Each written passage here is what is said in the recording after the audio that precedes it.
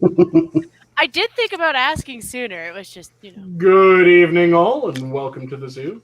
The minions with me tonight are Inquisitor, Hey, how's it going? Adam, I'm Spartacus. No, Barry. I'm Spartacus. Good evening. Traveling Exhibit, Genty Maxi, Howdy ho! and of course, I'm the keeper for the night, Sanguine. And Dr. Kiev, yes, if it was meant to be spelled right, it would be Chicagoan. This is an old, or two of the bits in the title are old jokes from Minion Deep Lore. There's the Chicagans aren't people, or aren't American citizens, was the original bit. You guys remember that, right? Yeah, I remember that. Goddamn lesser jet. And then it was the Maccadon rather than Macedonian. Hey, that's how we call them. Okay, Yep. we don't trust them Greeks as far as we can throw them. Yeah, so it's No. Chicagan. It's the Italians that we can't trust. So yeah, it's the Chicagan, the Maccadon, and then, as I have been dubbed, and I have self-ascribed myself, the Giant Dwarf. So how are all of you doing tonight? I'm doing okay. Just trying to finish up my works for the crusade. Very nice. Finishing up your orcs? Trying to. Yeah, I'm also putting the finishing touches on a couple different things, but mine are far more temporary than yours. Yeah, I think your orcs are more tasty related than quizzes. I don't recommend eating quizzes orcs. I think that would be poisonous. Yeah, that would probably be bad. Rather painful. I mean, they are technically fungi, so I mean, they are vegan. Nice and crunchy. You can get out your paring knife and make like a whole little squadron of little mushroom soldiers, but they don't last very long. No. Oh, hey, let me share some insight. So yesterday I found out the best way to take mushrooms is to chop it up and mix it with some A&W root beer. Okay. It goes down like fucking butter. Nice. Yeah, it was delicious. I prefer Wait, my what are we talking mushrooms about? sauteed in butter and a bit of Jameson, and Oh, hit with some black garlic and some smoked garlic, as you two have both experienced. Yeah, see, that's the thing, man. I wonder about some of these ways to do the drugs. If that I was talking normal mushrooms. well, I'm not. And neither is Adam. But no, I mean, like, what mushrooms are you? yeah, I know, right? Allegedly. Quote, But like, unquote. like doing actual, cooking methods with those kinds of mushrooms. I mean, I'm sure that the mushroom's original flavor palette's probably not going to be as good as something that's designed for food like shiitake or something like that. But at the same time, I wonder if those sorts of methods for cooking them could improve the flavor of. I don't would know. I also- saw it work in Trailer Park Boys where they put it in a burger Mhm. and the dude ate it and then he started tripping out while he was trying to make a speech. I believe it was the caveman character. I don't fully recall. It's Was been it while was it since a I saw dirty burger? Yeah, it was Was a that- dirty was it- burger. It was a dirty Yeah. burger. Look at these dirty burgers. But yeah, also one of the important things to figure out is how temperature sensitive the psychoactive chemical is. within True. the Yeah, you don't want to cook it off. True. Yep. That's a good point. Because if it's not able to handle the high temps, then you can't get a really good sear going on your mushrooms, so wouldn't be able to improve the flavor while maintaining the psychoactive properties. Whereas if it does have a high temperature tolerance, then you could probably do a nice little saute, and then it would be a rather magical saute. Wow. Yeah. That Good sounds good to point. me. I mean, Well, I know you can do stuff with water when it comes to mushrooms, because I know several people who use it to make tea, and that's how they consume it. So oh yeah, mushroom tea. I've heard about that. Yeah. yeah, so I mean, there's that possibility too. Like if you can heat them up with water and it not be an issue, because tea water's not the hottest, but No, It's at least boiling. No, it's less than boiling. If you're Really? trying to make a proper cup of tea, Depending on the color of tea, green tea's normally around, 170, 175, Harry? Green tea is a little more than that Fahrenheit. Usually like So 185. The 180? Okay. Yeah, it depends on the tea. Because I know that it's typically white teas require the lowest temperature. Green teas require mid-range. Black teas kind of straddle an interesting range. They have the widest range of temperatures. You just boil the water. Is that because of the leaves itself, or is it because of the whatever makeup of the actual? May I take this one? Sure, go ahead. Okay, so basically all of the tea we're talking about is a form of camellia, and there's different cultivars which we can set aside for the moment. But the big thing is the green tea is basically unoxidized dry tea leaves, and the black tea is oxidized tea. And the oxidation changes all sorts of stuff in terms of you get fewer antioxidants, you get more tannins, you get more caffeine, different chemical things happen, all delicious things that end up happening. So depending on the size of the tea, how it's cut, the variety, and a lot of other factors, you have two things you need to look at. You have to look at what temperature do you want to do it at, and how much time, right, to basically extract things. Because as the time goes forward, you'll get more of some ingredients versus others. So for instance, the caffeine dissolves very quickly, like in the first minute. But the tannins may take longer. And for teas that have a large amount of tannins, you might want to cut that short. So for black tea, usually use boiling water, and it goes anywhere from 3 to 5 minutes on average. You'd know this if you make like a tree and get out of here. I actually have a book on how to grow your own tea camellias, which is about 2 feet from me. Very nice. Yeah. No, it's I figure why plant things that you can't eat? Yeah. It's a good point. That's actually good to know. I mean, because otherwise people are just making bad batches of tea and they're not enjoying it a proper cup, I guess. Yeah. I do admit I regret not having a chance to try linden tea, because my parents had a linden tree at their BC place, but my mom was like, it's a lot of processing. Don't just put a bunch of leaves in your cup and boil water. It doesn't work like that. Yep, yeah. And whatever you do, never try to make yew tea. Yeah, I wouldn't do that. I don't know enough about yew trees. It's poisonous. Yeah. Bows, yes. Teas, no. Yeah. Linden I know about. Like, well, I've no, even before, but if you make tea with, if I remember correctly, yew bark, it's poisonous. Maybe yew bark. I don't. Chemicals that it releases in the process. No. I can't remember the poison off the top of my head, but if I remember correctly, it's yew bark, and I think also if you make it with the wood, it becomes poison. I can't remember. So I'm not sure about leaves. Is it like an aborticant? I can't even remember what it does to you, but it's not good. I think low concentrations, it can be used as an abortifacient, but I'm going to double check. But I do know you can make excellent bows out of yew wood. Mm-hmm. Yes, that I've heard. It's one of the preferred woods, in fact, for certain types of weapons. Yeah, when I think of trees, was that what Errol Flynn's bow was made of? Errol Flynn's bow was made by a set design guy. Well, no, he was an actual archer. I mean, he was a competitive archer. He was. Oh, yeah. I don't know. I don't even know what kind of bow he had at that point. I have to look that up.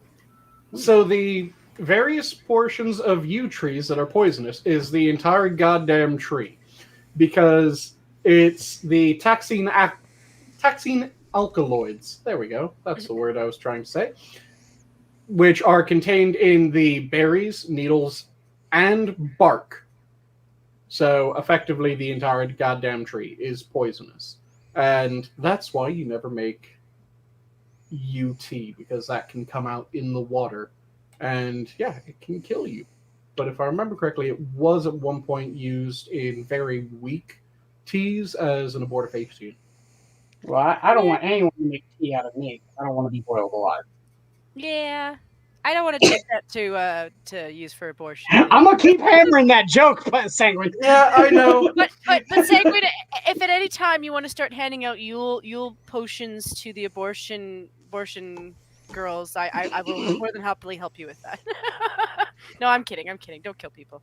Though the mention of linden teas reminded me of something that I know Adam wanted to talk about a bit tonight, which is so the connection is when it comes to the wood that you use to make shields, some of the highest quality shields, at least according to certain documentation, normally from the Celts and the Norse, one of their preferred types of wood was actually linden wood.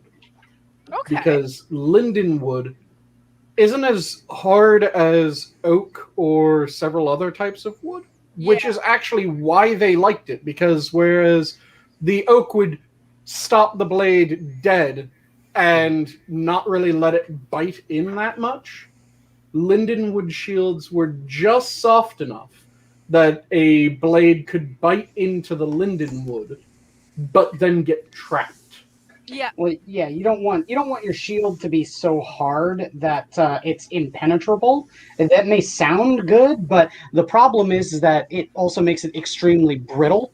And so, going up against an extremely strong opponent with something like, say, an axe, might shatter your shield, and then you're left completely defenseless. And it somewhat depends on the culture that you're talking about, how hard they want their shield. So, for instance, like I said, some of the shields were oak shields. Keep talking and your oak soft shields shield. are My Pila is just standing at attention.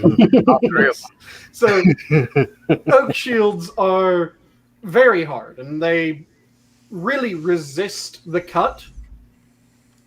They don't shatter that often, but you can just absolutely savage them if you have the chance of just continuously whacking at it without your opponent trying to dance away or use their shield in order to gain the advantage that they want. There were a lot of double entendres there, but I'll let us. Yes.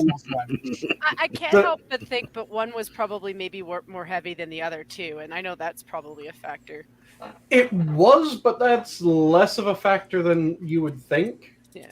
Because there's, for instance, histories in certain cultures of shield men, which were their actual own type of unit. For instance, the Huskarls of the Saxons had their shield bearers, their shield men.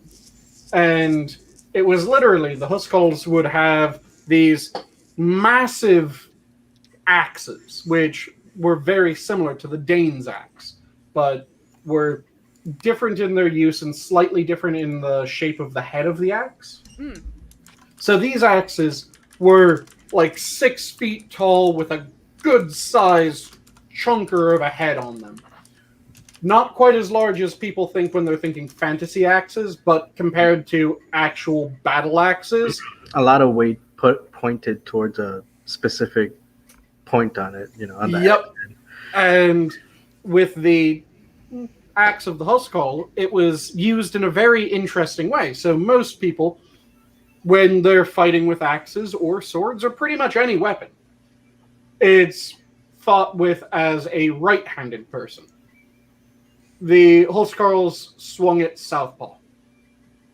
Well, I think you'll find that most, especially even cavalrymen, would wield their weapon in their left, but the shield in the right, and that's because you've got more strength behind your defense. Yep.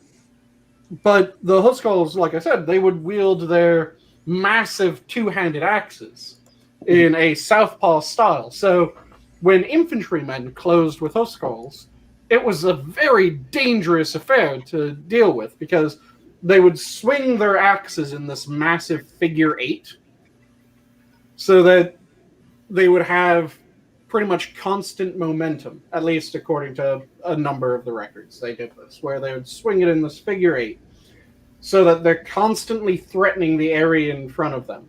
And the person would have the option of, do I try to turn my body to get my shield in front of the axe because it's coming from the opposite side?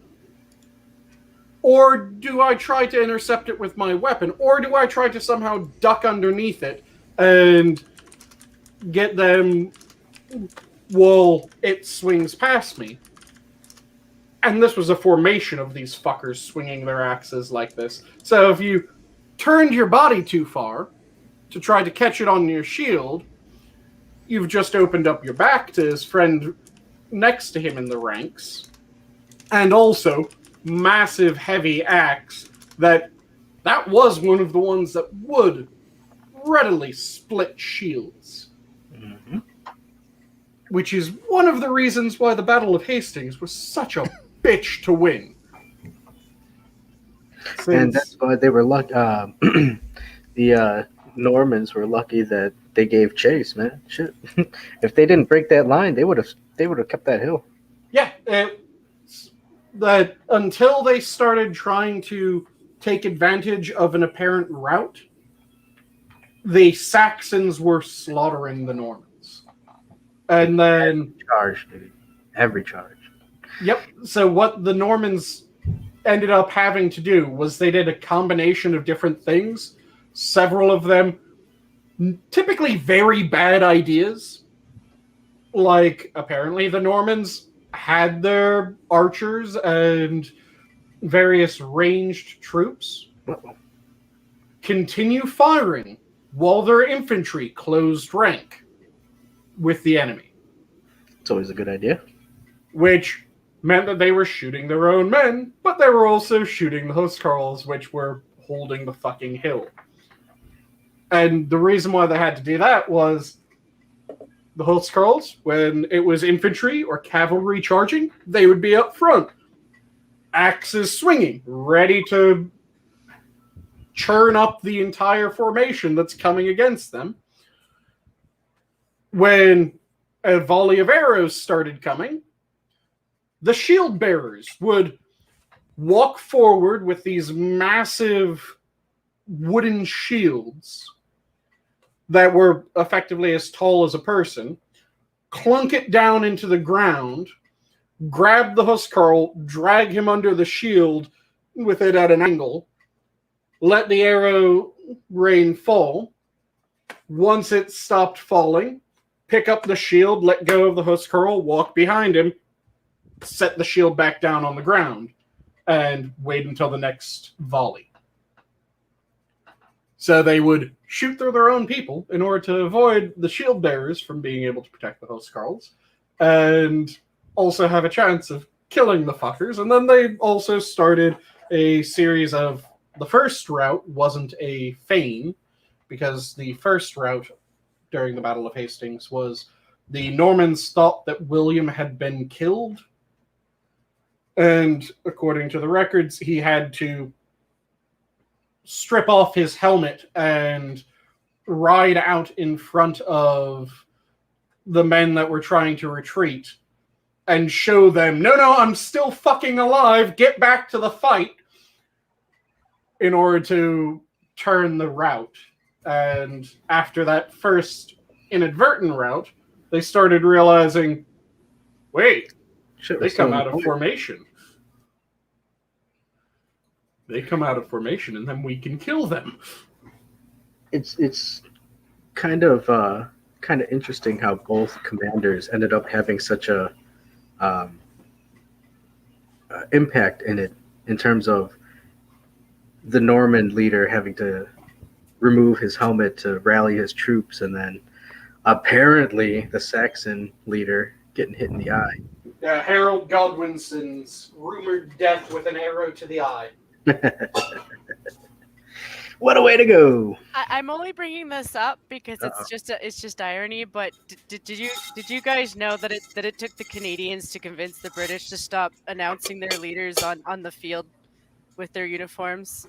Because we were like, yeah, when we go into war with you guys and we're in charge of our units, yeah, we don't want to put big flashy shit on the guy who's in charge. So let's make his uniform like everybody else's, so he blends in. But yet the English still have a way of denoting officers a good chunk of the time. Yeah. Because have any of you heard officers don't duck? Mm-hmm. Yeah. Officers don't want. Officers don't duck. Oh yeah.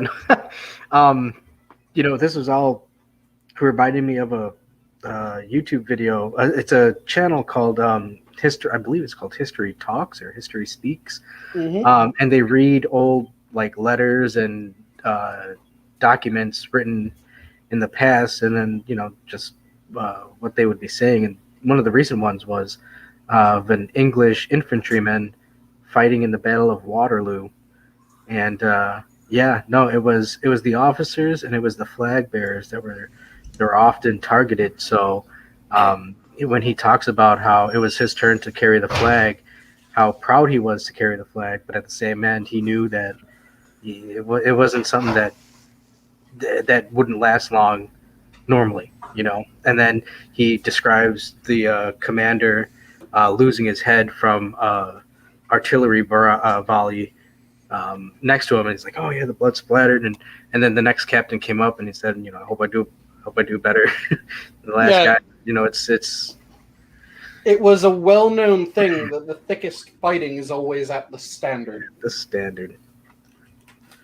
Yes, sir. So you'd have certain people that would constantly vie to be with the standard, and you'd have others that put me fucking anywhere in the battle, don't put me anywhere near that goddamn flag. Mm-hmm. But yeah, I know that Adam wanted to talk about shields, which is where the original tangent onto from Linden Tees to Linden Shields came. And now Lindenberg. Oh, That'd be Hindenburg. Oh yeah, well, that too. Lindenberg was the chap that his baby disappeared. Oh yeah, well, probably was gonna say, Lindenberg. The Lindenberg blimp took the hit and just kept on going because it's it's sturdy, made of sturdier stuff. Well, that's why you don't know it, because the Lindenberg Zeppelin disappeared in the Bermuda Triangle. The Lindenberg baby, she was a big one. Oh shit! It was like one of those Trump babies. She's a little bloated all the time, kind of gassy. Oh no! She's trying to burp the Lindenberg baby and it doesn't go very well. It's all that goober baby food, man. Just makes them gassy. Don't need to worry about her falling down a well. But yeah, But yes, shields. I like shields. Actually, I got to figure out where to find a boss to work on a shield that I'm working on. You've of course heard of Cult of Athena, right? Is that a website? Is that a website for? It's a website. It's a website and purveyor of arms and armor, and you can get steel bosses from them. Multiple styles. Yeah. Sorry. You can get knives, you can get swords, axes, spears, shields, steel bosses, force shields. You can get several different styles. You can get a bunch of different shit from them. I got my longbow from them. Go on QVC.com or QVC, the TV shopping channel. You can get like 500 knives at a time. Absolute highest quality and all super classy. And you know what? You can pay it off in 4 easy payments of $55.99. This one's got a genuine synthetic antler handle, and you can see on here there's an artisan has engraved the image of a proud wolf looking and obeying at the moon from the top of a promontory. I want to stop there and genuine synthetic. Yes, genuine synthetic. Very purposeful language there. Yes. I feel like the only proper way of using QVC knives is you use it until it gets dull and then you just throw the fucker out. Oh yeah. And go on to the next one of the set. That's what I do with my Tac Force knives. I get them at the military surplus. They're cheap and they function until they don't function anymore, and then I go out and get another one. Fair enough. I actually knew a guy that did that with cars. I kid you not. He was one of the most colorful people I've ever met. And his name was Martin. I won't give away his last name, but Martin would buy a car. This was back in the 90s. He would buy a car for like $500 or less, as long as it drove. And then he would drive it, and he wouldn't do a damn thing to it. He wouldn't put air in the tires. He wouldn't put in oil. He wouldn't put water in the radiator. He just put in gas. And he drove it until it stopped moving. And that was how he dealt with things. And so he on a government base, he would periodically just go through stop signs because he just was all out of fucks really early on in life. And so he would just go through and they'd say, you can't do that. And he's like, you know, pretty sure I just did. You know, we can impound your car. Okay. I'll just go and buy another one. I'll just go get another one for $500. How much would it cost to get my car back? Oh, it costs Too like much. $300. Yeah, I can get a new car for that. Here you go. Yeah, homie don't play that. Homie don't, all I do is just buy used cars and then drive them. It's like, that costs more than I paid for the car. Shit. Yeah. Oh yeah, I've seen plenty of people treat their hoopty like that. I used to work with a guy at General Mills who did that. Yeah. Well, you know, in watches, some people say that the only two watches worth owning from a money perspective are a Timex and a Rolex. A Timex gets the job done, doesn't cost a lot of money. A Rolex keeps its value because it's a collectible, right? So it doesn't just depreciate. If you spend $200 on a watch, it's worth, you know, a quarter of that the second you take it out of the box. And, you know, much less than that soon thereafter. So there's a lot of things in life where Timex versus Rolex really kind of makes sense. And I don't think Germans would get this, because Germans are all about, there's a word, which is preiswert, which essentially means good value for money. And I don't know of another language that has a word like that. It's not cheap, right? It's not cheap, it's not expensive, it's good value.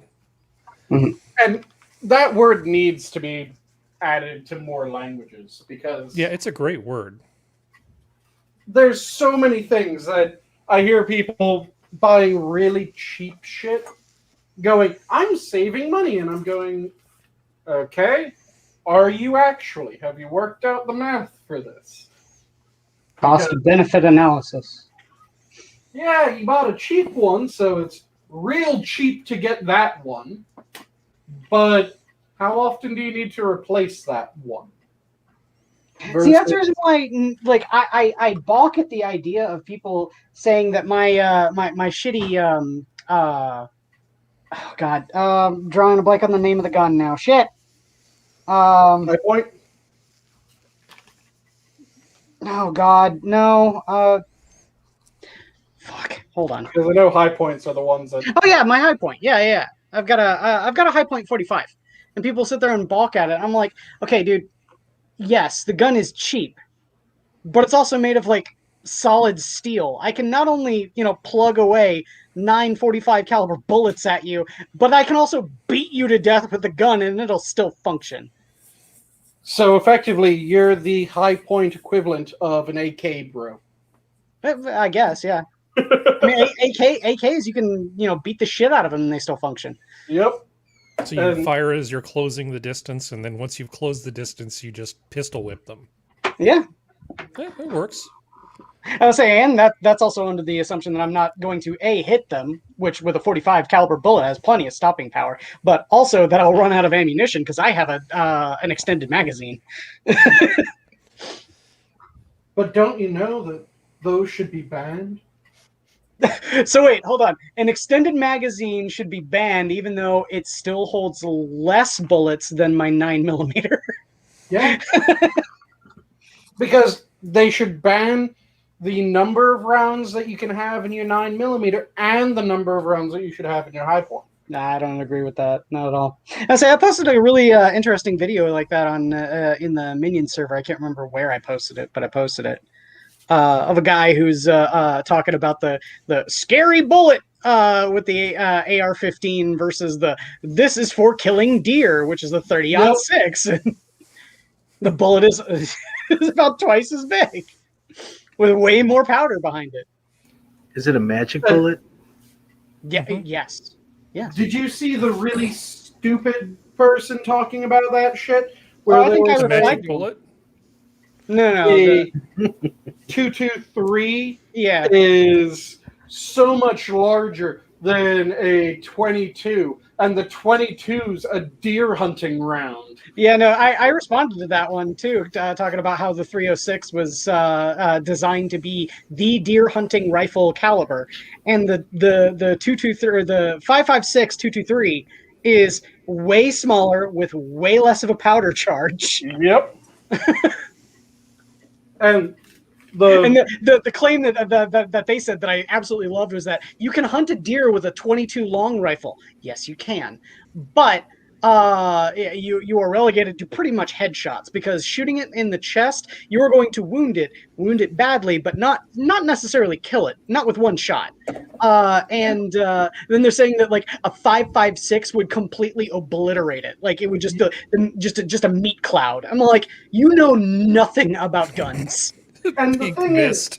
is, they were claiming that and saying, yeah, you can go hunting with a 22 for deer. And I'm going, most states, I think, have banned hunting deer with 22s because it's considered torturing an animal. Yeah, you can hunt birds with a 22. Yeah, Absolutely. That varmint rifles are a thing. yeah. You can hunt birds, you can hunt rabbits, you can hunt all kinds of things with a 22. Deer ain't one of them. No. Yeah, I have a 22 pellet gun. It's very nice. It's made in Germany. It's my varmint gun. That's what it's there for. Yet you You didn't know, kill for shooting Nigel. small. For shooting small. Nigel was in my garage, and that thing could go through my damn roof. It fires a 22 pellet at, I think, just on the low side of 900 feet per second. Okay. That's not insignificant, and I No. don't want to. Yeah, That'll kill a bird. That'll kill a bird really easy. That'll kill a bird. Well, you know they have these those cool survival rifles that they used to give some airmen. The ones that have, I think it's like a 22 on top, and there's like a little 440 shotgun thing underneath. So it's got this over-under configuration, and you can fire two kinds of ammo. Mm-hmm.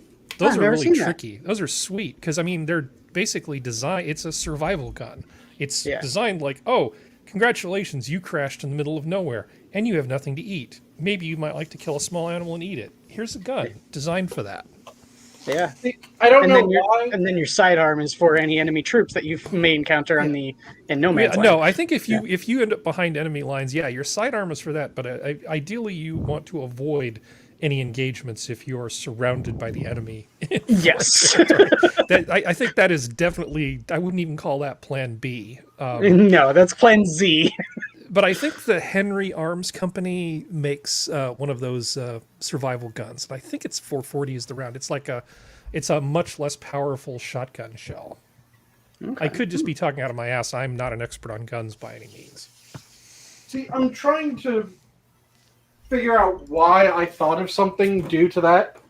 It was the old thing about World War II mortar shells. Do you guys know the difference between the various nations' mortar shells when it came to World War II? No. So the Germans, I can't remember the exact measurement, but they decided that they would go for this specific size of mortar shell. So the Americans, if I remember correctly, we decided to go one size up. Just very slightly larger, which meant that if we came upon German mortar shells, we can still fire those fuckers. Yeah, that's what the Russians did when they developed the AK-47.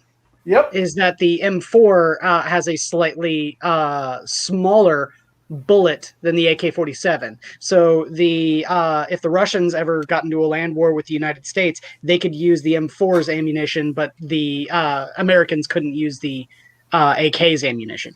Yeah, And that was before the NATO standardization. and the way it worked in World War too was I think it was the Germans, the Americans, and the Russians all had their mortar rounds very slightly different than each other. The Russians had the largest one, so it didn't matter if they ended up getting American mortar rounds through various trade and, well, restocking deals that they had throughout the war, because we gave the Russians a fuck ton during the war. Or if they collected them from German stockpiles that they overran, or if they had their own stockpile of the properly sized ones. They just, at most, had to wrap a bit of cloth around it before they dropped it down. So that they You didn't have wobble. Yeah. Because wobble would be really bad if the shell were to impact on the side of the tube. Yep. Yeah. But yeah, they would be perfectly fine no matter whose mortar round they grabbed. I say, Harry, I looked up survival guns, and one thing I found, it's not what you were talking about, but it's amazing. I mean the one, the AR-7? Yeah, the AR-7. The AR-7 is amazing. I put a link in the chat to what is the M6 aircrew survival weapon is the one I was thinking of. Okay, gotcha. The AR-7 essentially is a 22 rifle with a snub-nosed revolver hidden inside of the stock of the gun. Yep. Nice. So you just pop it off and pull out a holdout pistol. It's great. Yeah. Sorry, I was projecting South Park there, and I was trying to remember the measurement they used in that one episode, and I was like, that's a Curix. Yep, the Curix. What? Yeah, and sorry, it's 410 shotgun ammo, not 440, because I'm dumb. Yeah. About guns, I'm definitely dumb. Sorry, I can That's clarify really that. cool. I like that. It's a lever action too. Well, no, it's a hinge action. You load it into the barrel through the breech through hinge action on the stock. It's great. I like that. It's pretty cool. USAF. Sorry, that was a South Park episode where they were making fun of Bono because he Nice. was a number 2, and they were making poo measurements, so they named it a Keurig. Oh yeah, with Bono. No one can get Bono as good as a random fucking Scottish man in one of his concert crowds. Yeah. Because apparently, when he was doing a show in Scotland, at one point, he stopped in the middle of his performance and just started clapping his hands for a bit. And he was just standing on stage. Every time I clap my hands, a child dies in Africa. Stop clapping your hands, you stupid git! You will watch me as I clap my hands. I'll say all I gotta say about Bono is the fact that it says a lot that he was named Woman of the Year once. Yeah. Do you not know about this? No. Yeah, he was named Time. Is it Time magazine? It's Time. You know, one of the magazines. Who do like Man of the Year, Woman of the Year. He was named Woman of the Year once. Well, with him and Caitlyn Jenner, just goes to show that men can do everything better, even being a woman.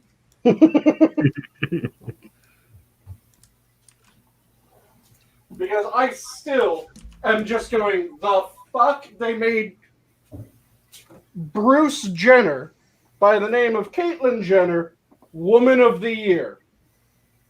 Brilliant. Well, no one is as bold or as beautiful as Caitlyn Jenner, all right? Also, no one hits people with their car like Caitlyn Jenner. Well, yeah. No one drinks like Gaston. No one sleeps like Gaston. I still say that what should have happened the moment that he came out and went, I'm now Caitlyn Jenner. They should have transferred his race records over to the female bracket. That's savage. It would have been hilarious. Yeah, really not much point in practicing anymore, is there? Yep. Suddenly, the fastest woman alive was once a man. Yeah, 30 years ago. Yep. Because, yeah, I think his record was just very recently. But then invalidate all the world records between that have occurred since his Oh, Olympic yeah. record and today. Just say, Yeah. sorry, we'll be taking that. Sorry, That's kind of what I'm getting our at. bad. You know what, though? I'll give him props for doing it as a man when he did do it, instead of trying to go into women's sports so he could do it. Well, he only just recently, later in his life, started identifying as a woman. Yep. He was a man throughout his entire life without any indication of anything different. He was a man when he banged his 2 daughters into his current wife. And then it was only after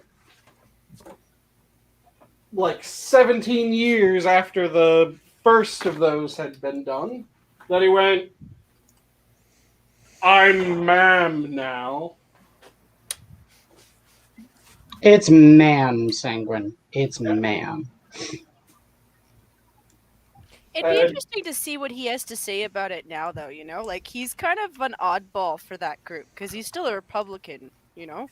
Oh yeah, they fucking hate him. You know, it's one of those things where, like, half the time I'd like to hear what he has to say on topics, but you would never I don't think they'd ever let him talk. Hey, don't say anything bad about my next governor. No.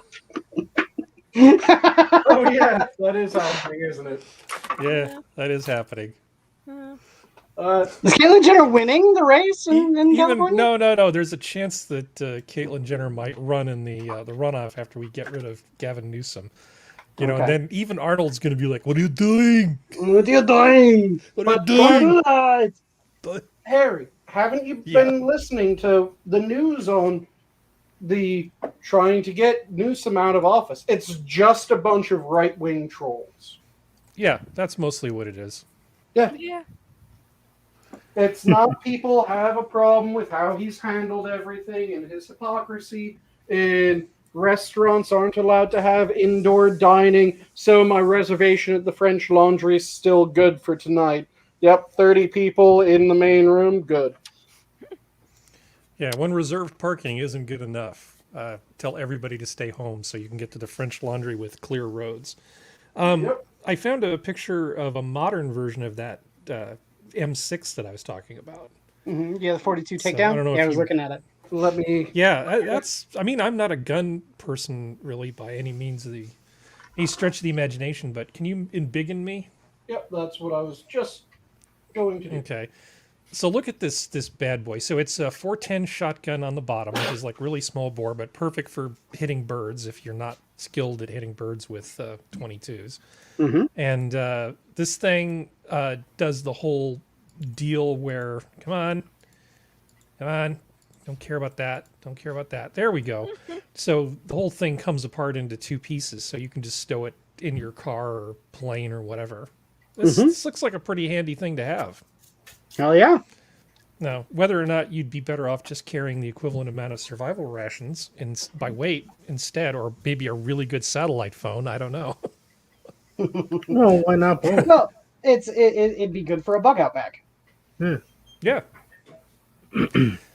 Of course, in a bug out situation, given the number of humans that are on the planet, you would not want to draw a lot of attention to yourself.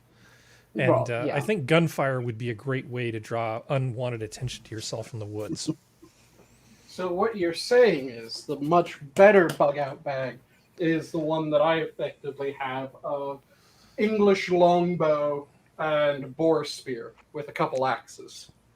Yeah, well, Pretty the problem, much. Sanguine, is not everybody can draw a longbow. So, I mean, at least with enough ease and accuracy to, hunt some game like this,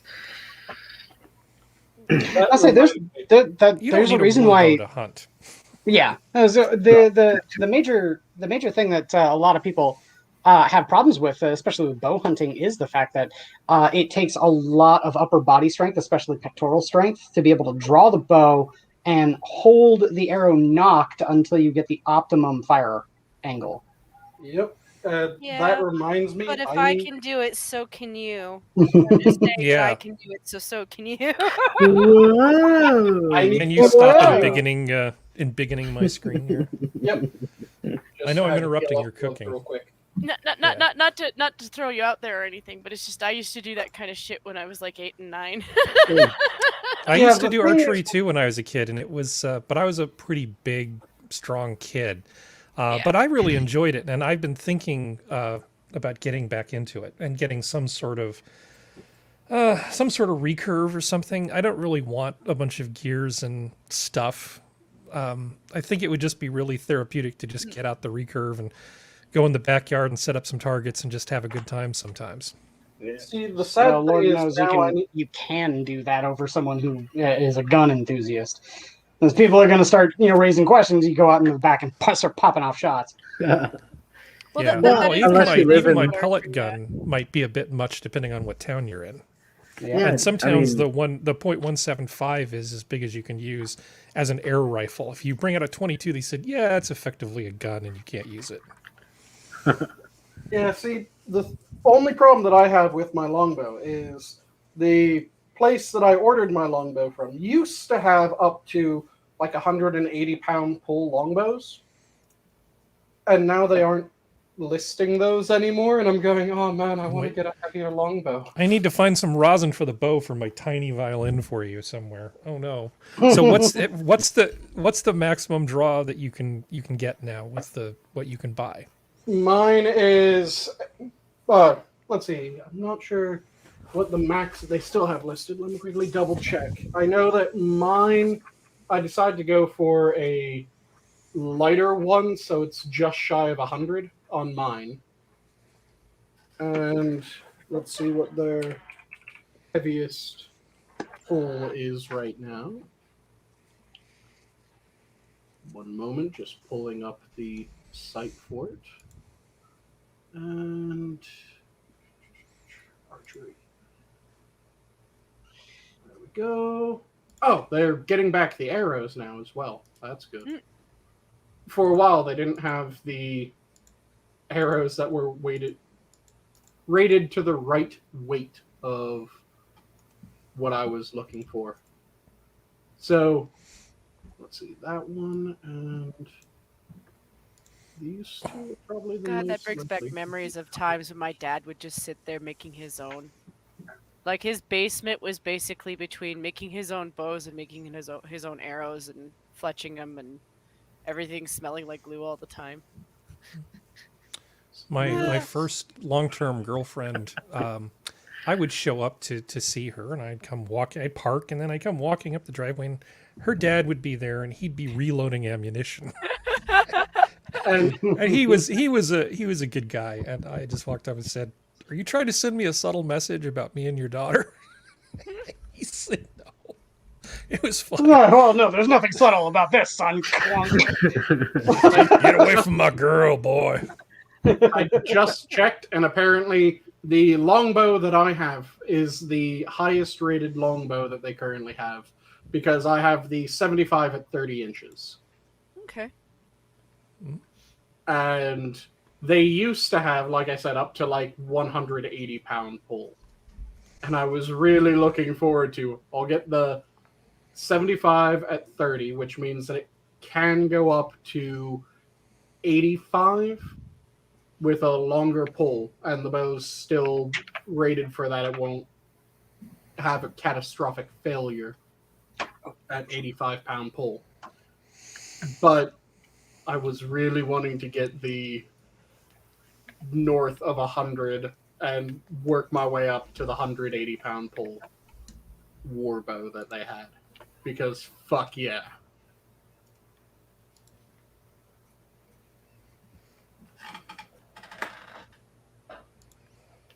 Yeah, I miss archery.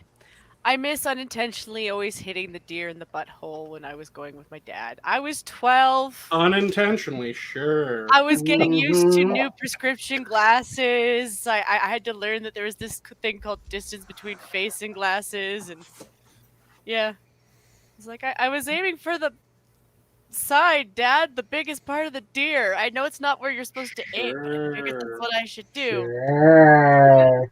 We're not buying it, Jen. You were zeroed in on it. Well, I mean, to be Zero.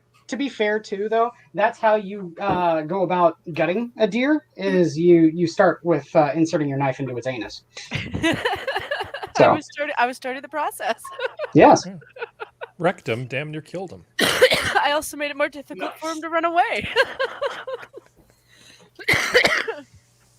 Yeah. Those were good times. And my oil's finally up to temperature, so I can start throwing off my karage.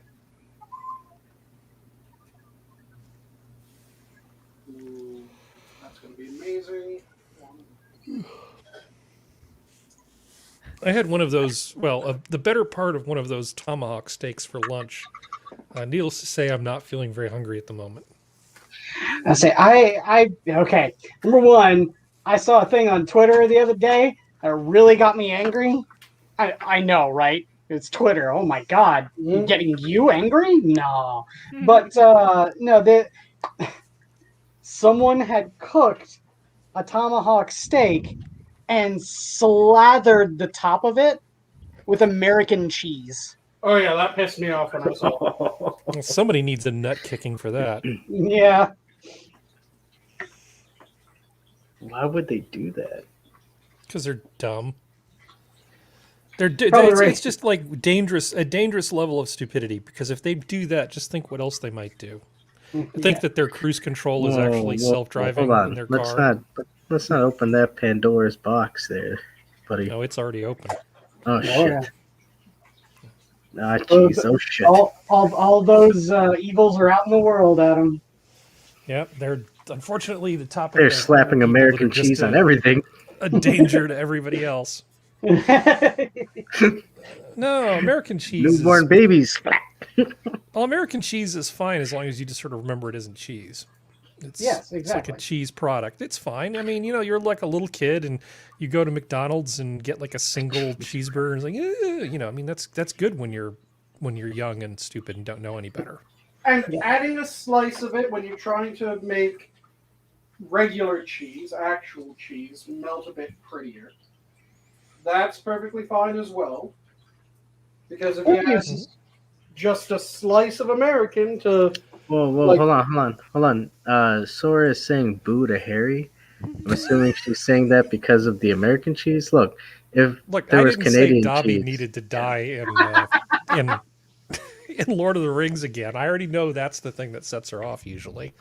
Dobby needed to die in Lord of the Rings? Is that Sorry, what no, Harry Potter. There we go. Well, no, Perry, I was expecting you to do the full 9 yards on that one. Like the picture with Patrick Stewart saying, "Use the Force, Harry." Gandalf. Yeah. Or the old Brian Posehn joke. He likes to wind up, Star Wars people, drive by and roll down your window and scream, "Picard's a loser. Star Wars sucks." Nice. Brian Posehn. Klingon. Oh. I did once steal a joke from Bobcat Goldthwait, and I was driving by some animal rights protesters, and I rolled down my window and screamed, "What's the difference between a hamster and a gerbil? A hamster has more dark meat," and then just drove away. That was fun. Well, good for you. I'm sure you can probably, see about 4 or 5 of those protests a day living in California and all. Oh yeah. I've done a few things to annoy people in my time. I did once drive through Berkeley with Reagan Bush stick billboard things in the back of my station wagon with the windows rolled down, playing Billy Joel's "Innocent Man" album. That may have annoyed some people as well.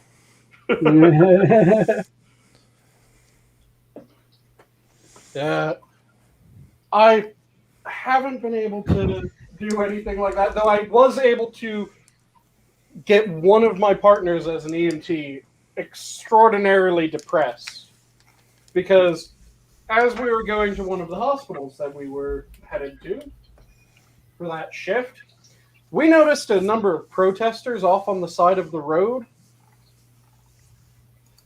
Anyone care to guess what insane shit these protesters were protesting?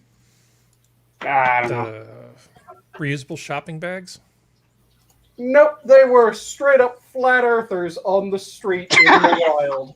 Wow. Yeah, I love the fact that now that we know it was all part of this concerted campaign, of course. But I love the fact that there were these people that were going to white knight for us. Where it's like, we're going to protect you against the misinformation from the flat Earth people. It's like, I am not worried about the handful of idiots who literally believe this, and I'm probably sure the much larger number that just do it to wind people up. As all the threats to humankind go, flat earthers existing and being able to say their stupid stuff in public is not really on my my threat radar. No. But yeah, I got to depress my one coworker that day because he didn't know that flat earthers were a thing. And I got to explain to him that, yep, there's people out there that think that the earth is flat and think that everyone's telling a lie when they're talking about going around the earth and shit like Well, that. here's the thing, Sanguine. You may have that on your side, but there are thousands of flat earthers all across the globe. All right. Literally, yeah, literally thousands.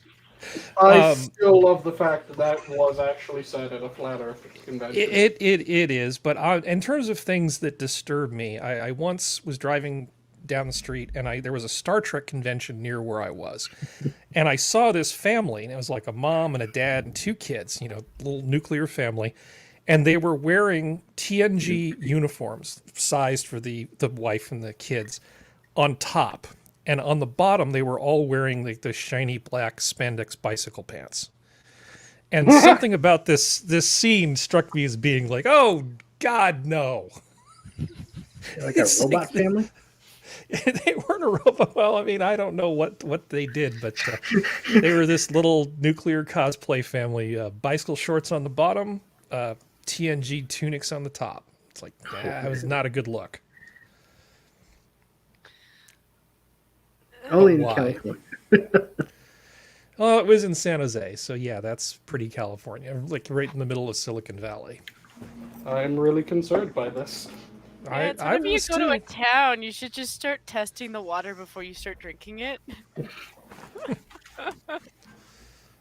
That isn't so much a test the water type deal. That's I need to actually go to this town, relax for a bit, see how many fucking insane people I see, and decide, should I or shouldn't I? Well, definitely don't come to Chicago, my man. Oh, yeah. We got lunatics right out on the streets. All right. You don't even have to test the water. Yeah. I love that local flavor, but good God, we are just rife with lunatics here. It's the added lead and mercury. Yeah. Mm. Oh, but it adds a nice flavor to it, You're getting water plus. I feel like That's when you beat water on regular difficulty. Yeah. You got to carry all your experience afterwards. yeah. For new water plus. Yeah. See, I'm just getting mental images of someone trying to market Water Plus as a product. Well, I wouldn't be surprised. I mean, yeah, I used to work for Coca-Cola back in the day, Yep. and I was there during the merge with Glacial, the people that make vitamin water. Yep. And you should read some of the back script. Like, okay, Internet Historian just put out a new video on his secondary channel all about food. And he spends a good portion of the video making fun of an Australian energy drink called MotZ, which, yes, that's hilarious. But the Glacial fucking text on the side of the bottles is even worse than the mother one. So I say, just cool your jets, Australia. We got this covered over here in America.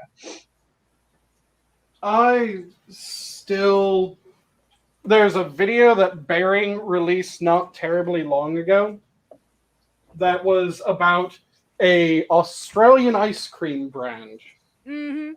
And he said a line in there that people could tell me that it's an Australian ice cream brand as well, and I would believe it. Because he said, it's ice cream, cunt. Yeah. And that sounds like the most Australian of ice cream brands. Yeah. Yeah. Milkman Dan, Terry, you guys know what you need to do. You need to found its ice cream cunt. It's ice cream, cunt. I just love the cavalier use of that expletive in Australia and England. Yep. That's the one thing that they have over us is the fact that their language they've done away with the idea of polite language. It's just that they've also come up with the idea that offense is something that can be prosecuted. So which is it? England, which value are we supposed to take here? It isn't so much that they did away with the idea of offensive language, as they just defined very different things as the offensive language. Well, expletives are not amongst them. Not like here in the United States. Yeah, and it's kind of like how there's always this constant redefinition of what is a curse word and what is offensive. Because, for instance, curses from the Middle Ages are very different than what people think that they are. Because a curse from the Middle Age is far more likely to be something along the lines of by God's hairy balls, rather than shit, fuck, damn. Well, yeah, because that's way more taboo because you're invoking God's name. That's breaking a commandment. It's not just the invoking God's name, because saying God, even God damn it, isn't or wasn't something that would have been as taboo as invoking a very specific part of God. Because if you specified, like, by God's beard, by God's hairy balls, by God's left scrot, it became more offensive by the specificity. Yeah, God's wounds. There's a bunch of old curses that if you say now, yeah, people will get the point that you're pissed, but they'll be going, the fuck? Because how many people are going around, God's beard, damn it? No, if you're really pissed off, you go, fuck! I'll say that's something that I got to appreciate then about Warhammer writing and stuff like that. Because expletives in the Warhammer universe are like Emperor's bowels and stuff like that. So they went straight back to the Middle Ages cursing. Well, that's 90%. Like one of the things about Warhammer just in general is the fact that it's very much the mentality and like sociological and political sort of ideologies of the Middle Ages. Yep. Just in the future, in the techno-organic future. So. Yeah, it's always fun when you combine those different aspects of either really like old archaic shit and then modern language, and it becomes a what? But it's a fun what? Or when you combine like modern tech and ancient language, it just is a fun blend. Mm-hmm. And it's one of those things that kind of helps you get into the flow of something. It's always annoying when they try to keep the language of a far future pretty much the same as as now. Yeah. No, you need to mix in interesting fucking things. You need new words. You need things that you're going, okay, the fuck does that mean? I know in context what it means, but the fuck? Rather than just, oh yeah, it's standard English. Standard modern English. No new words, no new concepts or ways of phrasing things. Because you can even do it with the same words, but just a different structure to how you phrase it.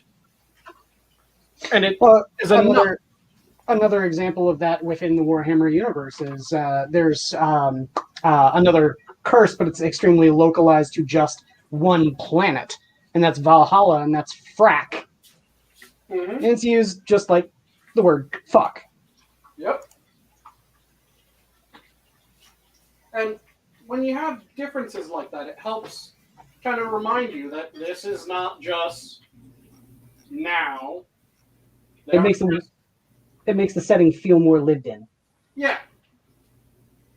And it doesn't need to be really over the top. It just needs to be elements that are dropped in here and there to give you that lived-in feel. But so few things really seem to do that well. Or even make the attempt anymore. Yeah. You'll have, like, one of the easy ways of getting that feel, and it's been done a shit ton of times in a bunch of different things, is making pigeon languages, where it's, 90% of the language is English, 5% Japanese, 5% Chinese for your far future. That makes sense. And so that's what Firefly did. Yep. Firefly did that. Blade Runner did that. Yep. Deus Ex. Yeah. Yeah, they would take a base language and they would go, okay, 90% of it's going to be this language. 5% this language, 5% that language, good to go. And it gave you a much more lived-in feel than if it was just, oh yes, we're 100 years in the future, and how you doing, Bob? So in 100 years, we haven't even moved past the name Bob being standard? Well, now you're just offending all the people named Bob. Good going. Poor Bob. Poor Bob. Yeah. He's what do you call a guy with no arms and no legs trying to swim? Bob. Bob.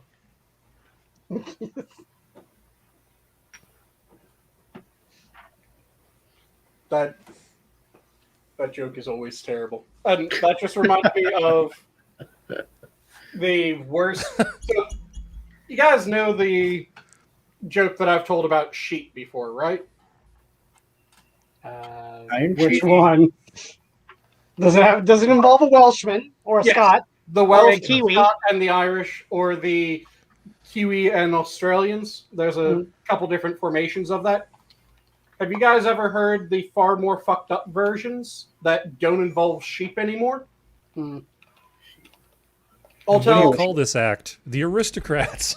I'll tell the one that's less likely to get us fucked over. I feel like one of them really likely because it includes 3 different religious groups. But the one less likely to get us fucked over is the actors in Hollywoods are always saying that it's the politicians that are fucking kids. The politicians are always saying that it's the clergy, and the clergy is always saying that it's the actors in Hollywood. I'm always trying to figure out where the fuck are they finding all these sexy kids.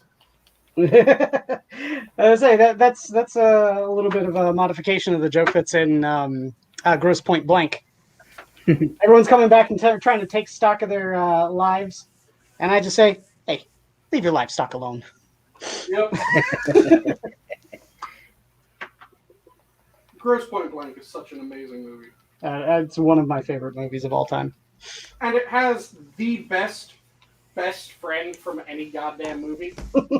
Jeremy Piven, yeah. I also say it's got an amazing soundtrack too. People don't really give that a whole lot of credit. There's a lot of really great music and really great emotional impact when it comes to the choice of music and its like place in that movie. Like one of my absolute favorites is the use of Under Pressure, because that like he's just coming back to his high school reunion, and the song that's playing is Under Pressure. Yep. Like that's brilliant. And then my other favorite is after he kills the one assassin trying to kill him that's been trying to kill him like all movie. And Jeremy Piven helps him hide the body down in the boiler. It's playing 99 Red Balloons. Yep. Which, if you know the lyrics to that song and what they actually mean, it's like, you know, all under the auspices of being caught, you know, with a body. And, you know, 99 Red Balloons is all about, you know, a misunderstanding starting a nuclear war. Yep. It's just everything about that movie, from even just the simple choices of music, is brilliant. And I love the fact that I can tell exactly when chat heard the joke that I said. Because Czech just, Jesus! Yeah, like I said, there's another version that includes 3 religions rather than just one. That one's more likely to get us in trouble. But yeah, like I said, absolute best friend from any goddamn movie, because everyone needs the best friend that when they've just seen that you murdered someone and you go, can you help me hide this body? They go, okay, let me grab this to wrap it up. Is that guy dead? It's the very first thing that Jeremy Piven says when you come across the body. And then just immediately after that, no, what the fuck, man? No freaking out, just so. There was kind of. I mean, it's just. No, it wasn't really a freak out, what the fuck, man. It was, so, what have you been doing all this time? And he just told him again exactly what he had been telling everyone. Only this time he went, oh, so that's true. Oh. So what have you been doing all this time, Martin? I'm a professional killer. Yeah. Oh, good for you. It's a growth industry. He had just been telling everyone. No worries about it. Just went into the military, tested as having the right sort of flexible morals. So they sent me over to do some wet work, and I did that for a while, and then I went freelance, and now I'm just killing for a living. And then you get to like it. Yeah. Mm. And just everyone's... Should read the okay, profiles isn't on some that of these nice? fuckers. It reads like a demon's resume. Yep. Yeah, that movie is fantastic. There's a bunch of movies that are just ridiculously underrated from that time. And some of them are both ridiculously underrated while also being exactly rated how they should be. A great example of that is Eight-Legged Freaks. It's not a great movie, but it's a great, not great movie. Okay. Have you seen Eight-Legged Freaks? A long time ago. The one that's more fresh in my mind is Evolution, which is similar, Evolution but is another good one, yeah. yes, similar but not the same. Yep. Yeah, both of those are great, not great movies. See, damn it, now I want to watch both of them. And then there's just other movies that are just goddamn terrible. And there's no redemption whatsoever other than them being goddamn terrible to the point where you're going, okay, it's kind of funny that someone made a movie this shit. Have any of you ever watched the movie Nine Bodies? 9 bodies. No, I've seen 9 heads in a duffel bag, but not 9 bodies. 9 Bodies starred Melissa Joan Hart of Sabrina. Okay, yeah, I know Melissa Joan Hart. And it was kind of at the same time as the Jigsaw Oh, is this the wait? Hold on. Is this the one where they're caught in like a it's like a whole bunch of people who are in individual cells, and it's like an escape room situation? Not quite. This is all of them are in the same room, chained to the wall. And they're trying to figure out what they did and what links them all together? Yes. Okay, yeah, I've seen that one. Yeah, they have to figure it out in order not to die. Yeah, and then like a killer will come in, ask them the question. If they can't solve it, he shoots one of them in the head, execution style. Yeah, exactly. Yeah, and there's just one character that sticks in your mind because it's just such a the fuck is wrong with this movie character, and it was the one sex offender who his hand just teleports between his nipples because he plays with his nipples throughout most of it, but then it'll teleport down his pants every so often, and it'll be like playing with his nipples while talking about all the fucked up shit that he did, and then right as someone gets shot, there'll just be a quick cut to him, and he just has this expression, and you can tell his hand's no longer at his nipple, and you're going, Jesus, what the fuck? But they decided to go for that because fuck it. So I remember that movie. I liked it better than the Saw sequels. I never watched the Saw movies. The first one's good. Yeah, the first one's okay. All the rest suck, my opinion. My opinion. Take it for what it's worth. But yeah, it's the Saw movies. The real problem with them is that they kind of set a standard for a lot of horror movies afterwards, and I hate it when movies do that. I didn't like Blair Witch because of that. We got a whole bunch of Blair Witch ripoffs, and I didn't even think Blair Witch was all that great back in the day. Mm-hmm. It was kind of overhyped. It really was. Yeah. Well, it was new, and that's what made everyone talk about it, because when it's something new, it's exciting while it's new. But yeah, then everyone and their brother did the exact same fucking thing again and again and again until it was just absolutely goddamn tedious. Well, to be fair, I think that movie was pretty fucking tedious to begin with. 90% of it is fuck Josh, fuck Josh, fuck. The only really part that people would get excited for was the novelty. And once that novelty kind of ran its course, as novelty movies always do, it was absolutely it's a movie, I guess.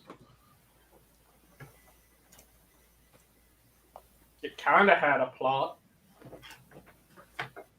rather than something that you'll go back to and watch again and again and again. And that's a big problem with cinema now. There's a lot of people that are just going for novelty cinema rather than actually being entertaining and worthwhile. Yeah. It's kind of like, I know Inquisitor probably remembers this because it was on one of his nights like 2 years ago now. Remember my rant about modern art? Yeah. Versus art, and how art is, in order for something to be counted as art to me, it has to be something that you look at and you just go, wow. Immediately, that's your response. It makes you feel something and it's impressive. And if you have to be explained to why something's impressive, it isn't. And that's what a lot of movies are now. A lot of movies are, this movie's really impressive and really pushing everything forward because it casts these people, and do you know the stories behind these people, and do you know the stories behind the red? I don't give a shit. Is the movie watchable? When I leave the movie, do I remember parts of the movie? Do I think it was a good movie? If so, congratulations, you made a good movie. If I can't remember a fucking thing about the movie when I walk out, that's a bad sign. If the only thing that you can sell your movie on is, look at the people that we cast for this movie, that's a bad sign. Yeah, a cast should get you excited for the movie, not be the selling point. Yeah, it's one thing to have this amazing actor and that amazing actor and this amazing actor, so you're going, ooh, they do a lot of good shit. I kind of want to see this movie. Yeah. And it's another thing when it boils down to, oh, so your entire pitch was just, look at the famous people that we got into this absolute bit of schlock. And I still stand by my distinction between a actor, a good actor, and a great actor. Of the main test of whether an actor is a just standard actor or less versus a good actor is if there's at least one movie where they are the best part of, even though the rest of the movie is kind of shit, while they were on screen, you're going, I like this. And then the mark of a great actor is if you've seen movies with that actor in it, and then someone goes, you know, so-and-so was in that movie, and you're going, what? Who the fuck was he? And he's one of the major characters. And there's only a handful of great actors that I can think of, and there's really one that comes to mind really goddamn easy. And that's Oldman. Oh, Gary Oldman? Yeah. Yeah. Gary Oldman. I didn't even realize he was Dracula in Bram Stoker's Dracula for the longest time. Yeah, Gary Oldman is one of those actors that you will watch movies with Gary Oldman, and someone will go, yeah, he was in that movie. And you'll go, no, he wasn't. He wasn't. And then you'll look it up, and you'll be going, how the fuck did I not realize that Gary fucking Oldman was Commissioner Gordon? Yeah. And I knew Gary Oldman was Commissioner Gordon, but yeah, like I said, the one that really had me thrown for a loop was Dracula. And let me just put that aside too. My favorite literary work of all time, he played the titular character, and then he was also Commissioner Gordon in Batman, one of my favorite comic book characters. Mm-hmm. There's nothing bad that Gary Oldman has done in my estimation. And I've not seen it, at least. An amazing villain in Leon the Professional. Yes. Everyone! Yeah. And the goddamn Fifth Element. Yep. Yeah, he was the villain, yeah. Yeah, him being, that's again one of those movies that you're going, no, Gary Oldman was in that. No, he wasn't. He was the villain. No, he fucking wasn't. You look it up. Son of a bitch. You goddamn chameleon. Yep. Because he is one of those people that you don't realize is in the fucking movie until afterwards. And then you have to check. And yeah, he's actually in that fucking movie. And there's a number of actors that can do that. There's a lot of really good actors as well. Like, what's his name? I'm blanking and I don't know why. Tom Hanks. Tom Hanks was in an absolutely horrendous slasher movie from like the 80s or 90s. I agree to disagree on that one. I don't really like Tom Hanks all that much. Oh, I don't have any opinion on him as a person other than no, I mean as an actor. I don't really like him. I don't really like his acting. I like him when he's good. And when he's schlocky, he's sometimes good. Like Bachelor Party, that was fun. Man with the Red Shoe, kind of fun. Mm-hmm. Big, great. I just find that a lot of the Oscar bait stuff that he's in, I don't really like. I don't really like it. Oscar bait shit is its own fucking category for Like fuck, what was the Da Vinci Code? I don't really care. What was the other one? Okay, one that I actually did kind of like, it was Oscar bait. Green Mile. Green Mile was okay. Mhm. But that was mainly for the other actor, supporting actor. I can't remember his name right now. Crap. He was in Dark Knight too. But yeah, no, that was good. But I'm trying to think. Like, I didn't like Forrest Gump. Didn't really like Castaway. There's I don't. There's more movies starring Tom Hanks that I don't like than there are that do, if that makes sense. Fair enough. For me, like I said, my marker of a good actor is if they are the only good part in a really shit movie. Mm. And like I said, there's one old horror slasher movie where he is the only person that you're going, yeah, I could have a drink with him.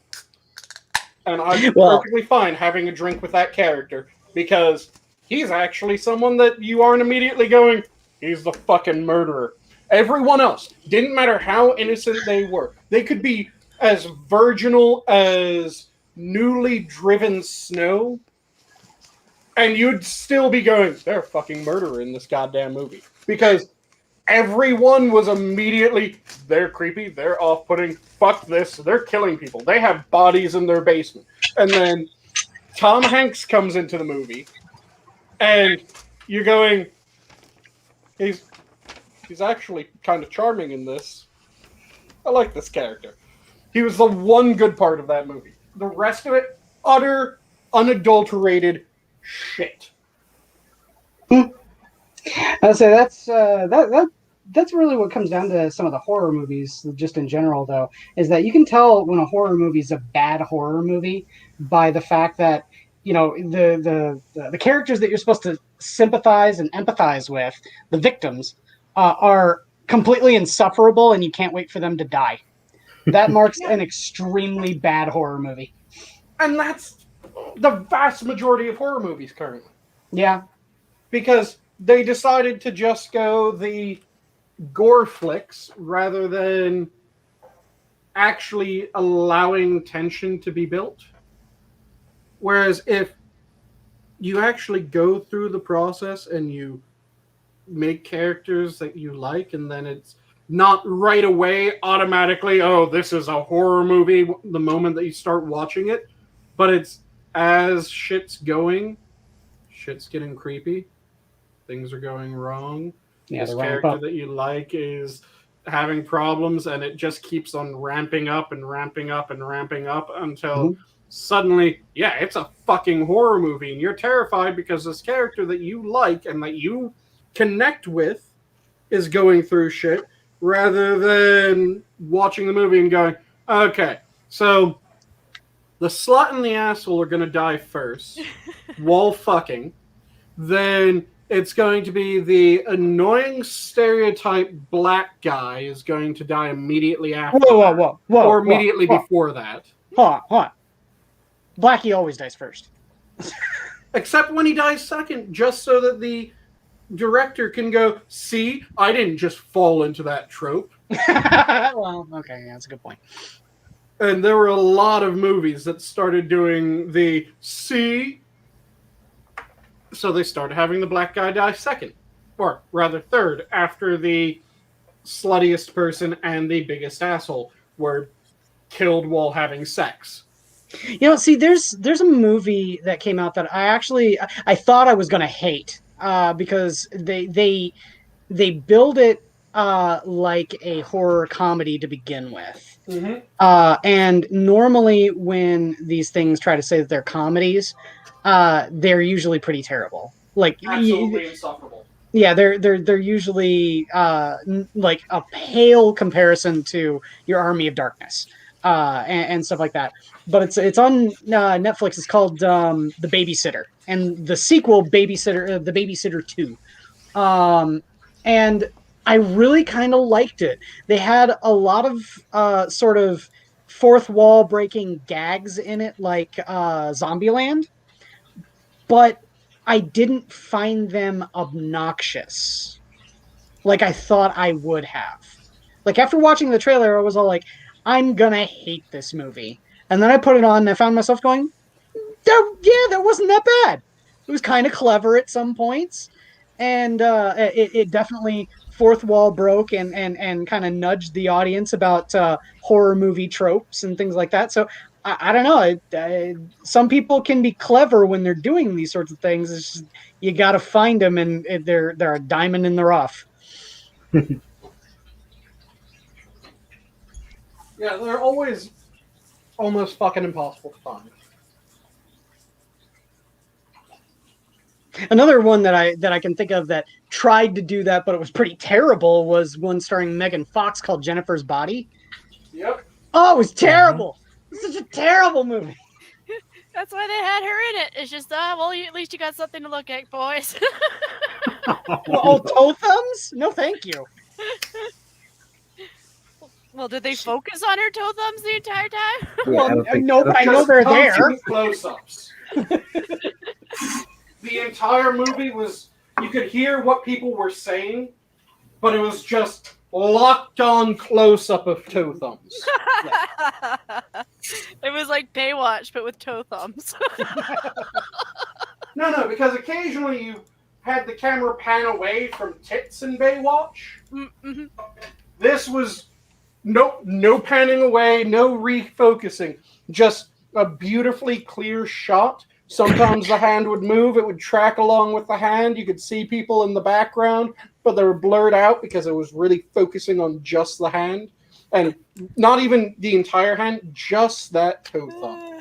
Oh my goodness. I mean, that would be a pretty horrible, horror movie. Pretty horrible horror movie. It would also be really funny. Yeah. If they ever go to roast her, they should do that. I mean, I would, but What I really want to have is I want a extremely slow burn suspense horror.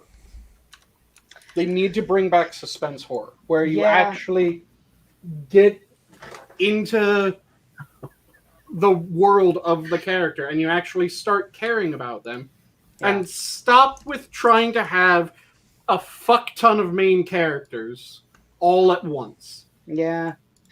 The simplicity of the story and the building of tension is what it really should be all about.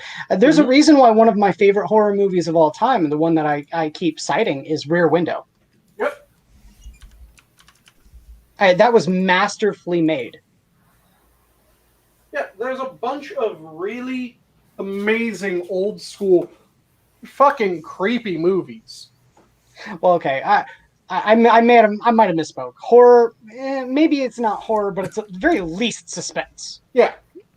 But a movie that is really old, has fucking no action whatsoever, but is creepy as shit, is the one where the dude's playing chess against the devil. Mm. You guys know the one I'm talking about, right? I was gonna say I can't speak to that. I can't even speak to the one that I would like to cite because it's heavily referenced as one of the grandfathers of all horror movies. Because a buddy of mine borrowed it and has never given it back yet. I need to fucking go over to his house and beat the crap out of him until he gives it back. Yeah, SCP. No, not STP. It's another friend of ours, but he has my copy of the Man Who Laughs. Okay, it wasn't the devil. It was playing chess against death. It's the Seventh Seal. And so the Man Who Laughs is essentially the movie that Bob Kane used as an inspiration for creating the Joker. Yeah. It's the Seventh Seal. He's playing a game of chess against death. And it's a very creepy, tense movie with pretty much no action. Yeah, I could get behind that. And that's something that people... I'm not sure if it's just a lot of people don't have the attention span to have those long burns, or whether it's just Culture has shifted. studios decided no longer to do it. But bring back tense conversations without a shit ton of flipping between a super close up of this person and snapping to a super close up. Goddamn Indian melodramas are the nth degree of the type of editing that a lot of movies have. I love those so much, though. They're so funny. They are good. Yep. I like all of the special effects though, you know, phew, phew, phew, phew, phew, you know, it just keeps on like zoom in, zoom out, quick pan, you know, fucking jump cuts, like, and it's all just like in rapid succession for like 5 minutes. Yep. It's And great. Hey, good, you Mr. might- Yes, I am reading chat. So I did see the basically every Hitchcock movie. Yes, Hitchcock used to do a lot of slow burn tension movies. And Yeah. a lot of other directors used to do Suspense. slow burn tension movies where it was suspenseful. And the suspense drove you on to the scary parts. It wasn't just, yeah, there's a dead kid with a machete that's killing slutty camp counselors. No, it was, I mean, to be fair, those movies are all right too. they're an entirely different thing, though. They Yes, aren't, they are. they're slasher movies, not horror movies. And there There's- needs to be a yeah. difference. Well, I'll say there's yeah, I could see that. I say there's yeah, the same sort of comparison can be made for something like food. Sometimes you want to go to the gourmet restaurant and have the fine meal for that you're paying twice as much for, but you're perfectly fine with it because you know that you're getting, you know, 5-star quality for the food and you know you're going to enjoy it. And other times you're just like, meh, fuck it. I feel like junk food. I'm gonna go get Taco Bell. Yeah. And there's a bunch of different genres. Like, I have absolutely no problem with the mindless action movie. As long as it's billed as a completely mindless action movie, I don't have a problem with it. Fuck, The Expendables was fun to watch. Yeah. Is it a good movie? No. Is it a movie that I would recommend to someone who really wants to watch a art flick? Fuck no. Would I recommend it to someone who's going, yeah, I really want to see a really good action? No. No, I would not. Those would not be recommended. But if someone's going, I want just a ridiculously fun action movie, Just a fuck dumb it, go see popcorn The flick. Expendables. Yeah, dumb popcorn flick. Yeah. And as long as people know what they're getting into when it comes to that shit, I have absolutely no problem. I fucking love that movie because it is dumb popcorn flick. And it is one that you just go, you turn off your brain for a little bit, and you have fun in this insane world where everything blows up for some reason. And isn't it funny that these old action stars are referencing their old action movies? Is it good writing? Fuck no. Is it fun? Yes. And at the end of the day, that's what's important, right? For the most part. But you also want movies that kind of fuck with you. Well, you want movies to challenge you, but you also are perfectly fine with knowing what kind of a movie that you're getting into, so long as it's not going to challenge you, but that's not what you're looking for. Yeah, so long as it's what's on the tin. Yeah, don't try to deceive people is what's basically being said here. Don't tell me that you're a highbrow spy action thriller. Starring Melissa McCarthy. God. And then I show up to watch it, and it's fucking Austin Powers. That's not what I want. I want it to be what's on the tin, and I want what's on the tin to be better done and more lovingly done than what it is now. Dude, that's why Godzilla versus Kong, and I'm gonna say it. I'm not gonna say Kong versus Godzilla. Godzilla versus Kong is fucking awesome, man. Because that's exactly what you get. Mhm. I mean, there's a lot of like I was watching it, and there was a lot of like, they're getting the human characters from one part to the other part, to make sense of the story, I guess. But Mhm. I mean, they did cut out a lot of parts, like especially in the beginning. Um, when I was watching it, I noticed they go, "Hey, we need Kong to help fight Godzilla," and then they're like, "How are we gonna get him there?" "Don't worry, we'll get him there." And then they just cut to him on the ship. I'm like, man, I'm glad they didn't show them like subduing him and tranquilizing him and capturing Loading him. them on the boat. Yeah, it's just like, nope, he's on the boat. He's gonna, it's like, but that's what I mean. Like, dude, that's what I want to see. I want to see him fighting. And I was thinking about it because I saw it with my sister, and she said, are they gonna make any more? And I'm like, probably not, because in like, if you go to like Japanese kaiju movies, it just kind of goes bizarre, with like random monsters appearing. I don't think they want to go that route. That's You know? where it becomes really fun, though, when it's just. I mean, it's fun, but I would like to see it, because I would like to see like like a lot of the old kaiju monsters coming back. I want to see King Seesaw come back, but I mean, well, they do. I And mean, they some of struggle them to get just this really suck, and they're amazing in how much they suck.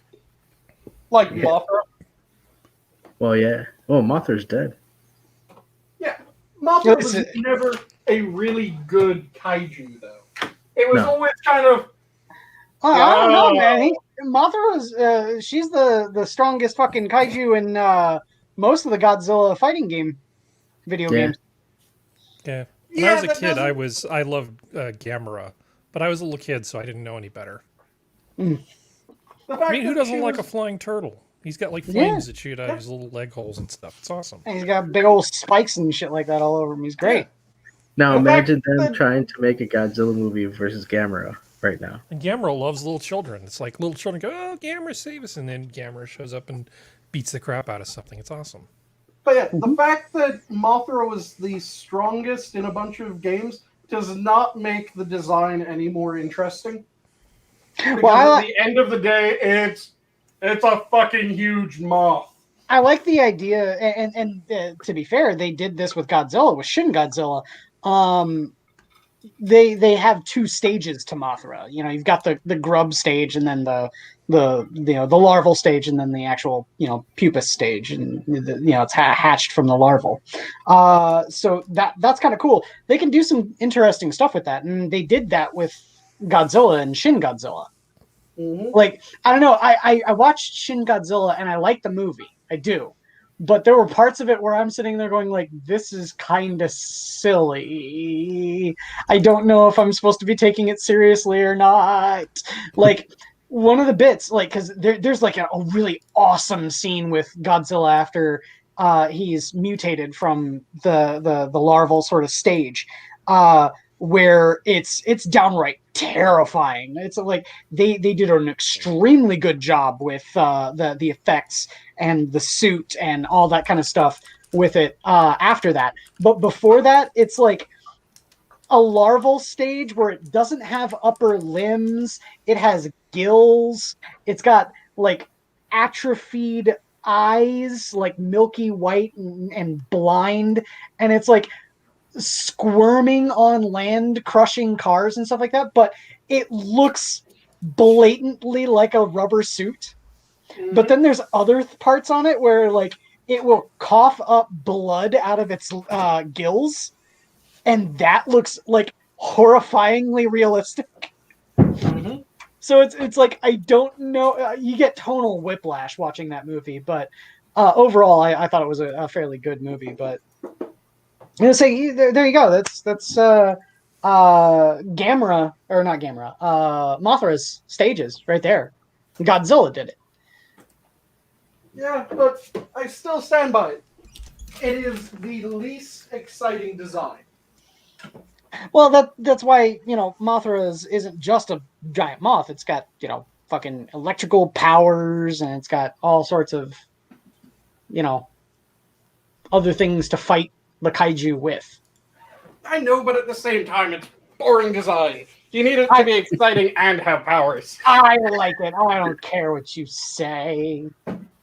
Hey, I hate to interrupt, but I'm gonna have to jump off. So, hope you guys have a great night. You guys take care. Good night, Adam. Have a good one, Adam. Thanks for coming on, man. Yep. Thank you, man. Always good having you. Oh, and he popped away before I could say parting words. But yeah, having a good design is important when it comes to kaijus, because you want them to be interesting to look at and have interesting power sets. There's nothing wrong with Mothra. I still say least impressive of the lot. Nothing wrong with Mothra. You want to talk least interesting design and the most horrible looking suit? Let's talk Child of Godzilla. Yeah. Oh, you mean that little tiny Godzilla that blew the smoke Fruit Loops or something? I mean, that thing? The lumpy headed thing? Godzuki or whatever stupid thing was. I think it's called, Godzuki or something. God, I hate myself for knowing that. I've only seen the video or the movie once, and it was pretty awful. And it's like 90% of it was just other movies where they put in this like dub track of the Child of Godzilla, and it's like, yeah, kick his butt, woo! It's so bad. The Rock Eater would have made a better kaiju. Yeah. I forgot that everything was kind of a little bit good Godzilla lately, because I just watched a video with some guy who was using a mod on Arc with a Godzilla, and the damn thing doesn't shut up, so it's like the entire time with like the Godzilla theme song too blaring like every 30 seconds. It's like throwing shit at things. Like fire of death. Mm-hmm. So Sora's asking a question in the chat. Yes. She didn't name me, so I'm not going to give her an Opinions answer. on Pacific Rim movie. Yeah. Inquisitor, Never do you seen want to any go of them. first? Oh, you haven't? Nope. I've heard they're good, but I've not seen any of them. I don't They're know if I go so fun. far as good. Okay. It is fun. I saw the Yeah. first one. I haven't seen the second one. I mean, I didn't end it thinking, gosh, I want that 2 hours of my life back. It's pretty decent. But if I was going to recommend sort of a Japanese movie thing, that probably wouldn't be it. Yeah. It's a fun movie. I wouldn't say it's a great movie. And there's things that it's a problem that a lot of movies have where they kind of write a character or thing into a corner and then they go, how do we fix this? Give it a new power. Hey, you leave Superman out of this. I keep saying that the thing that they keep doing wrong with Superman is they fundamentally do not understand his goddamn character. Yeah, I'm gonna say especially someone like Zack Snyder. Yeah, because every time that they do a Superman movie, it's look how alien he is. Oh, humans aren't his people. The Kents aren't his real parents. Fuck you, they aren't. Yeah, I say the interesting thing about Clark isn't the fact that he's an alien. It's the fact that he's a kind man who's deciding to be Superman for no other reason than to help people. Yeah, he's a country boy that got superpowers. And because he has superpowers, he's going, fuck it, I have the ability to act, I'm gonna act. I say I'll quote Max Landis on this for his one video where he lets everyone know about the comic book that he got to write, which I still recommend. Everyone should go check out American Alien. It was very, very good. But he says he didn't need to be pressured. He didn't need to be told. He didn't need to be made to be Superman. Yep. He did it because it was a nice thing to do. And the goddamn character assassinations that they keep on doing on the Kents. I mean, the fucking Schneider movie doing the "you shouldn't have saved the bus full of drowning children. Think about your secret." Fucking Kent would never say anything like that. And No, Martha never. Kent No. doing the "you don't owe people anything," and you never did. The fuck are you doing to these characters? They're Yeah. salt of the earth people. They're the people that the way that you need to make a Superman movie is not give him some big bad that is obviously evil and he can just go at and beat the shit out of. No, what you do is you get a character that's able to fuck with him. You fuck with him on a mental and moral level so that he's unsure how to proceed in a situation. Because that happened in old school Superman cartoons. That happened in Superman animated features where he will straight up call the Kents and go, "This is the situation I'm in. What's the right thing to do?" Because they are the most moral and good people that he fucking knows, and they're his goddamn parents. Mm-hmm. So he'll call them up and ask for help. Not because they're able to zoom in because they're superpowered. They aren't. They're just fucking decent people that live out in the country. He calls them because he's unsure how to proceed. There's one episode where Clark Kent is murdered, effectively. And I phrase it that way because Superman had the ability to go as Superman. Clark could have always chosen to proceed throughout the episode as Superman for this. It was someone was on death row, and he decided that he wanted this to be a win for Clark Kent, not for Superman. So what he did was he tracked everything down as Clark Kent. He found all the information that was needed in order to prove this man was innocent. And as he's driving to the courthouse to submit the evidence that he has, his car gets blown up and pushed off a cliff. And he ends up calling the Kents going, "What do I do?" Someone watched this happen. They know that Clark Kent should be dead. What do I do? How do I do this? And his parents straight up told him, "That's something that you're going to have to figure out. Right now, there's a man on death row who's going to be killed for something that he did not do. You need to deal with that first. If you have to come up with a different identity, you're still always going to be Clark Kent. You're still always our son, and you always have been, even when you're wearing your super suit, your costume to be Superman, you're still Clark Kent. If we have to call you by a different name and you need a different identity, so be it. But you need to save that man." That's Superman's character. It isn't, "I'm an alien and I don't really care about people." No, he desperately loves people and he has hope for people. But people keep on trying to make him this distant alien who never knew his parents, and his parents in his world died, and he's the last of his race. Shut the fuck up. Yeah, he was Well, still an infant, and he was there's- adopted by parents. He had there's- parents. Well, there's a time Yeah. and a place for that pathos. Yeah, there is. But having it be the end all be all of his character, especially his interactions with the general public, shouldn't factor into it. That's a personal thing that Clark is going through, not something that should interfere with his ability to be Superman or Clark Kent. And Shut up, you're Clark- not my real dad. exactly, that was something that I was just about to say. The fact that they had Clark Kent look at his father and say, "You aren't my real father. Fuck you." And also the fact, this is something else that they fucked up in this movie. They did it right in the older movies, and they've done it right in other movies. When they wanted to have Pa Kent die, they did it in a way where it was something Superman could not stop.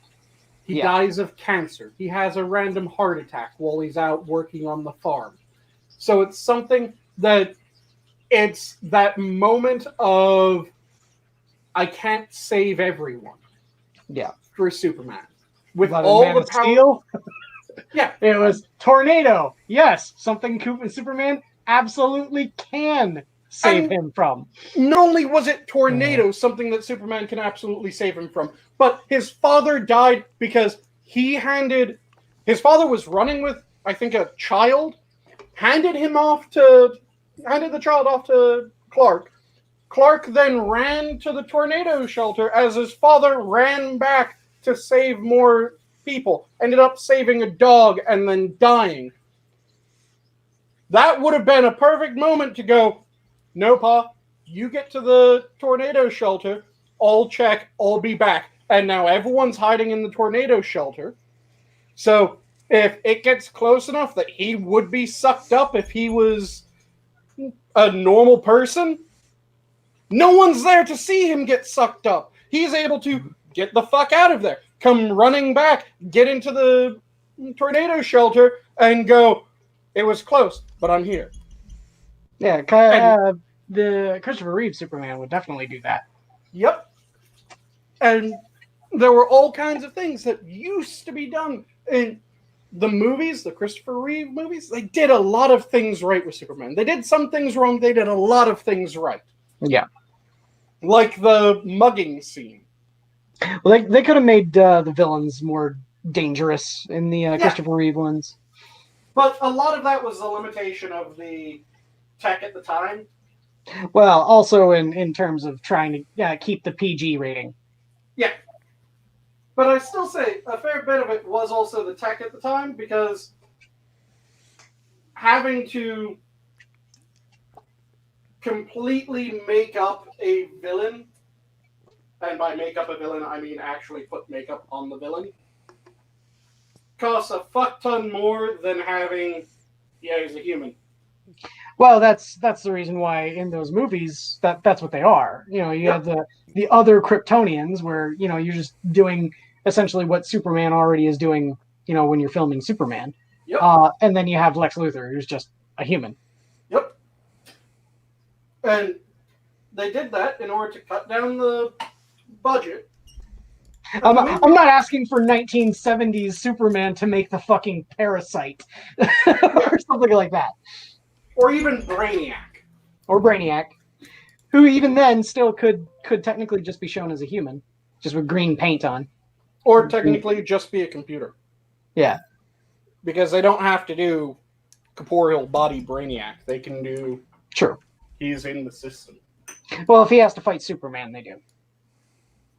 They could have him controlling other shit. True. Where it's... Yeah, but that means that you're going to have to be doing something like Age of Ultron, and Age of Ultron was a garbage movie. But yeah, there's a bunch of different things that can be done with the character. The problem is that they keep on insisting he's an alien. He isn't really human, so he doesn't really understand what people are like. Bitch, he's been here his entire fucking life. Well, that's the fundamental disconnect that DC seems to have whenever they give people the reins on writing stories for Superman, is that a lot of those people don't want to play with that idea of who Clark is. They want to rewrite him to be to be Batman. If you want to write a story about Batman, write a story about Batman. Don't try to change Superman into Batman. That's never going to work. It's not even that they're trying to make him Batman. They're trying to make him Martian Manhunter with Batman's brooding. Yeah. Because they want him to be completely fucking alien. Yeah. That's not the point. That doesn't work. Yeah. And I say the one thing that I think is really interesting that a lot of people don't really think about or bring up is the fact that we all know how Superman gets his powers is from the rays of the yellow sun. Yep. If a human would go to a planet with a red sun, they would have powers like Kryptonians do on Earth. They are, genetically speaking, humans. but they are aliens because they come from a planet Krypton, which has a different sort of radiation around the star that their planet orbits. And also the thing that they don't want to do, they're too desperate to rely on kryptonite. That's how you beat Superman. Kryptonite. It has to be kryptonite. Always kryptonite. Get something that emits the same radiation as a red sun, as has been done in the comics and the animated series and movies. Or just use magic. Yeah, magic is another way of dealing with it. And if you do that, that's why I said the Injustice comic books are the best Justice League story that has been written for the past 20 years. One of my favorite Superman movies, as far as the animated movies, that isn't very old, is Superman vs. the Elite. Okay. It does a good job of showcasing who Superman is. Mm-hmm. Where he does really believe in people, and he really believes in that people are good. He's human, intimately human in that. And it does have a bit of a can be considered Deus Ex ending to it. But the characterization of Superman is correct and consistent throughout. And they have really good pacing, good dialogue, everything works in it. It was done well. I think my favorite animated one with Superman is World's Finest. Mm-hmm. But that was the Batman Superman one. Yep. Because I like the idea of the Joker getting his hands on a shit ton of kryptonite. Mm-hmm. That's a far more interesting idea for me. Because then it comes down to the fact that it's the Joker trying to extort money out of Lex Luthor. It's not about Superman or Batman. It's more to do with the Joker and Lex Luthor. Yep. But yeah, there's a bunch of ways that you can do his character right. And do his character so that it's interesting and exciting for people. Without just fucking assassinating him. Yeah.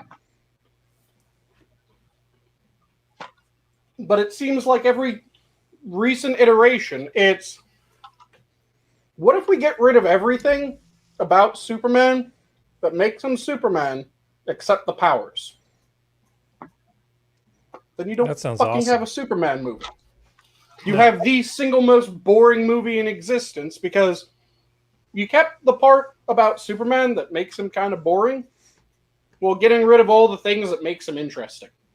I will say this. If you wanted to do Superman like different and you wanted to make him darker and more brooding and stuff like that, he's set up kind of like a villain at some point. He makes the easy transition to being a villain. That's why the Injustice comics were so good, is the fact that it takes the ideals that Superman has and flips them on their head. What if a villain was able to so thoroughly compromise Superman's moral integrity that he, while trying to do the right thing and the thing that he thinks is the right thing, ends up becoming a horrible dictator fascist? And there's also, what is it? The Red Sun? I think that's what it is, right? Oh, Red Sun was the one where he was born in Soviet Russia. Where his pod lands in Soviet Russia. Yeah, and that's another way that you can tell a story about Superman that still gets the idea of Superman, because the idea of Superman is, his ability set, that's nature. Yes. His morals, that was nurture. Yeah. Who he is nurture. Yeah. Yeah. Who he is nurture. What he can do is nature. Yes. And you can work with that. You can make interesting stories. If you want to have it dark, you want to have him doing fucked up things, take it and have it be one of the alternate universe Superman, where the Elseworlds. Yep. Where it's the Red Sun. He was born in, or he's crashed in the USSR. Or you could pop it at any point with any ideology around it. You can shift it around in the timeline, make a different universe. I don't really want to see Superman go Allahu Akbar, okay? It just sounds like a Oh, really see, I bad was thing. expecting you to say you didn't want to see Superman who crashed in the backyard of Ava Braun. No, we just as a euphemism, you can just say Aloha snack bar. That's what I usually do. Yes, you're probably not wrong. Well, here's the major problem with Superman being part of the Aryan nation. There, Sanguine. Black hair. Yeah, wrong hair color, but Hitler also had the wrong hair color. That didn't stop him. True, very true. Yeah. That was a lot like the Chappelle Show sketch where they basically had the Grand Dragon of the KKK, who was actually like a blind black guy. Yeah. Yeah. Man, I miss the Chappelle Show. That show really did not so pull do a I. whole lot of punches. But yeah, Yeah. if you want a dark, gritty Superman movie, stick him someplace where it would influence his morals in that direction. But don't have it basic. fundamentally change the character to try and fit the moral standard that you're trying to put for him. Yeah, and don't assassinate the fucking characters of the Kents in the process. Well, Because be prepared for it, because Ta-Nehisi Coates is writing for Superman. Yeah, it's damn That's near gonna be going to great. be the Oh yes. Yeah. crash landed in Ava Braun's backyard.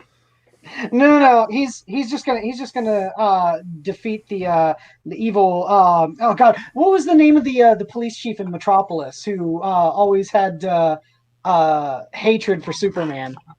Ah, Because shit. he was like making him out of a job. I can't remember his name now. It's Inspector something or other. I can't remember. Look like a check.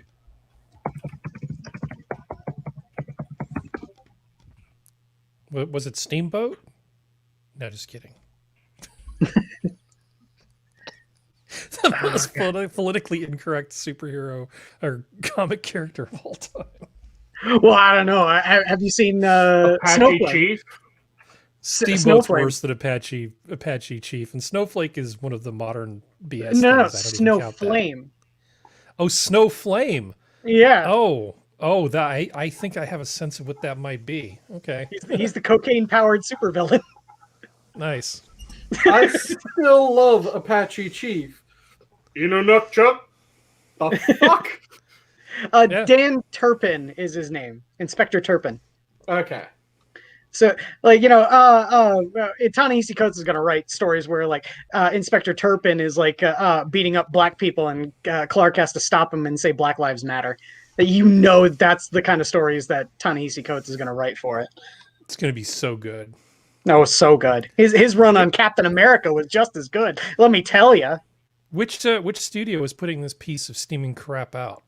Oh, no, this is a movie. These are comics. Oh, I thought there was a movie coming that Coates was involved with. I don't know if there's a movie, but I do know that he's been hired to There was write. because it almost made Functional blow a gasket. I can't remember which thing it was. I'll have to look. Let's see. Coates. I covered it on a Saturday show a few weeks ago. It is a Coates Superman movie. Yeah. Really? They're gonna Yeah, make it? sorry, man. Superman movie too, huh? Yeah. Wow. And it's coming out from Warner Brothers. Okay, everybody, sell short on Warner Brothers. Mm-hmm. It'll be... Zoo does not offer financial advice. I'm written... I'm pretty dubious about that, considering their plans on moving forward with any of the DC stories. Well, it's being penned by Coates, but it's being produced and directed by J.J. Abrams. Yeah. Oh yeah, because J.J. Abrams never ruins anything. And so, yeah, right here, Ta-Nehisi Coates writes a new Superman movie for Warner Brothers. J.J. Abrams is producing the feature, which, according to sources, is being set up as a Black Superman story. It's gonna be great. Yeah. Man. So, Sorry, the last thing I heard about comics had to do with some jackass making the Red Skull based off of Jordan Peterson. I'm still shaking my head. So I am correct in thinking that that means that Ta-Nehisi Coates' Superman is going to absolutely be blood due to his fear of kryptonite. Right? Well, no, I mean, all he needs to do is he needs to embrace the fact that melanin means that you're an alien. Ah. I mean, I've seen plenty of that. I mean, just watch Short Fat Otaku. He super cutted that. Well, it wasn't melanin makes you an alien. It's melanin makes you the only. No, there were people that making that claim, saying that black is extraterrestrial and shit. See, We was aliens and shit. The one that I heard was that having melanin was the indication that you're the only natural form of human life, and that you're the only natural form of life, at least sapient life in the universe, and white people were artificial life. Well, yeah, that that's was the whole created. Yakub thing. Yep. The big head scientist. But no, here let's just have fun here. We got Twitter open. Let's just go melanin and extraterrestrial. I'm surprised that the people that believe that are able to spell extraterrestrial.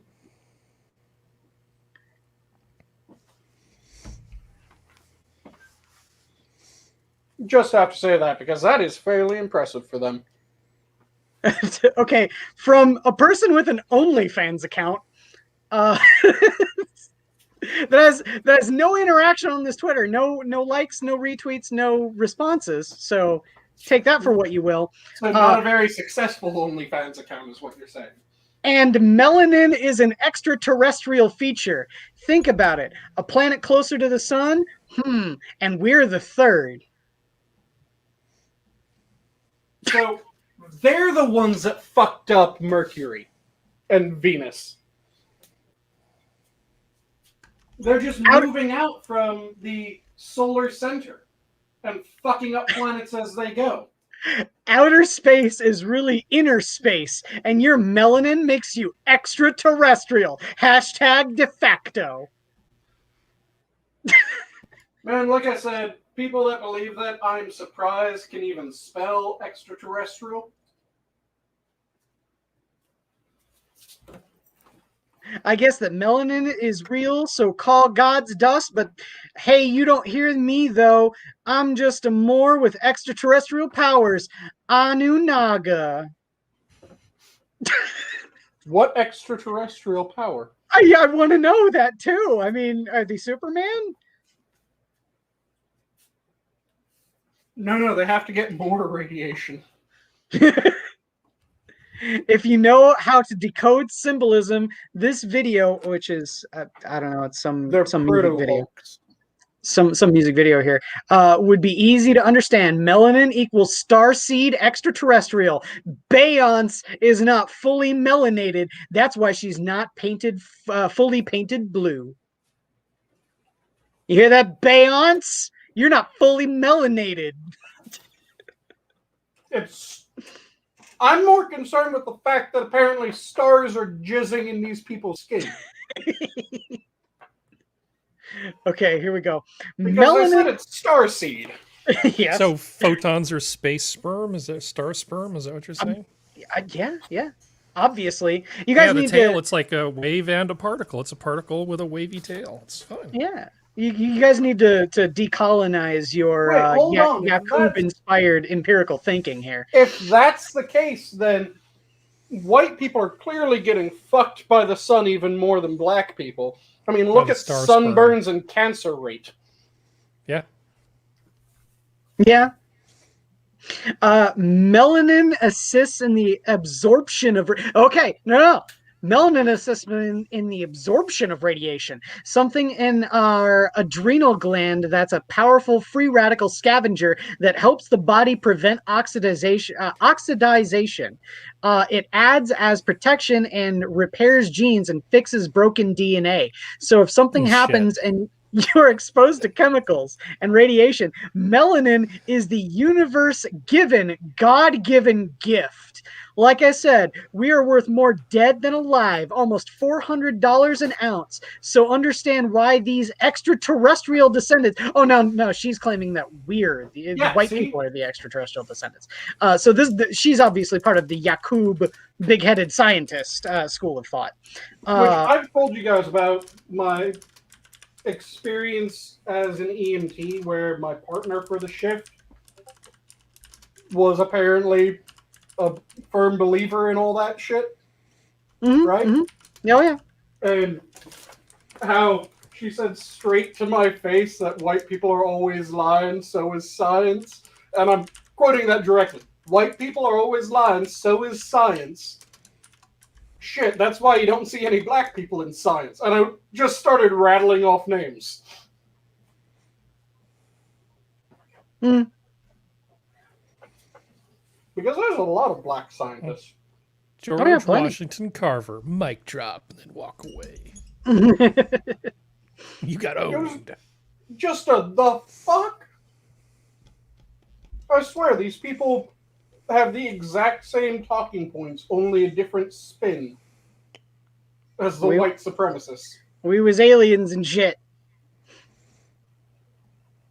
Well, it's hard to make less sense than the flat Earth people, honestly, but they manage. Yeah. That's the novel thing that black supremacists have over white supremacists. I haven't really heard any white supremacists go, "We're fucking aliens, man!"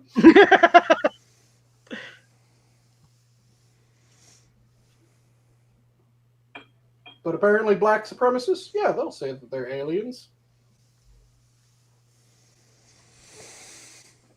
Yeah, I love those. I saw that the other day in Short Fat Otaku's video, and I love his videos. I can't recommend Short Fat Otaku enough. I think Dev is great. Yeah, he's good shit. Has been really binging his stuff since he's come back. Yeah, there's a lot of people that I wish that they would put out more shit. Because Dev's good, Mauler's fucking hilarious whenever he's ripping apart a video. Do you watch Mauler at all, Inquisitor? No. I think you would like Mauler. You should. Yeah. It's really funny. Because basically it's Mauler, and usually for the most of the streams he'll have on like a whole crew of very sharp people. So he'll have Rags and Rags. I know Rags. People who are, really, very, very quick people. So it's just a lot of them just sort of riffing on whatever's happening on the screen. It's good fun. And he has his unbridled rages and unbridled praises as well. He's done a shit ton of different movies. I think that you would get a kick out of his unbridled meh Captain Marvel. Captain Marvel is garbage, man. She always has been. She's a lame superhero. Mm-hmm. Their take on Wonder Woman 84 was pretty brutal. Mm-hmm. Oh, yeah, well, I've heard Wonder Woman 84 was a pretty bad movie. Oh, it was beautiful and savage. They're going after it. Yeah. I say even Red Letter Media didn't like it. Mm-hmm. Well, they did technically have to death rape a dude for the movie to work, so their justification for that was kind of like equality, what? Sorry. And their takedown of Wonder Woman was also just damn, it's already dead, stop beating it. I actually kind of liked the first Wonder Woman. There was parts in it where I was a little you're starting to lose me a little bit, but then they recovered and didn't press it too much. It's good when you first watch it. Oh, was that Harry? I enjoyed the first Wonder Woman movie quite a bit. I mean, you have to suspend disbelief, but it's a cape movie. So if you're going in there trying to be, worry about continuity and stuff too much, it's like, oh no, you're ruining the illusion of reality. No, there's no illusion of reality. It's a cape movie. Yeah, there was never any illusion of reality to begin with. The main thing you can't do is you can't have people act out of character. You can Exactly. forgive a lot in terms of continuity, but the character has to be true to itself.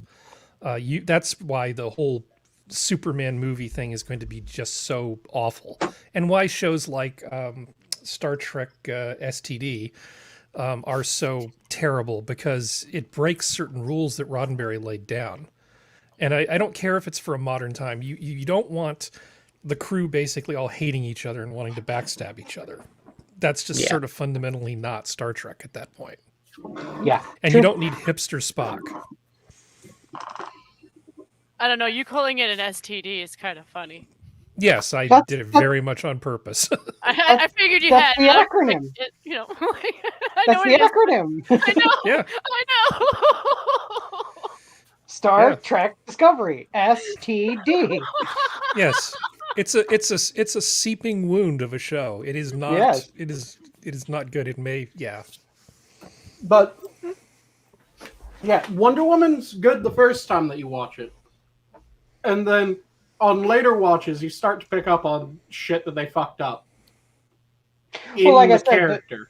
The character wasn't that bad. No, the thing that really kind of got me was the unnecessary commentary, the unnecessary social commentary that they would do in the middle of World War II, immediately after a battle, One. and she's World War One, and she's trying to get to know all of the people in his squad, and trying to get to know the world of man.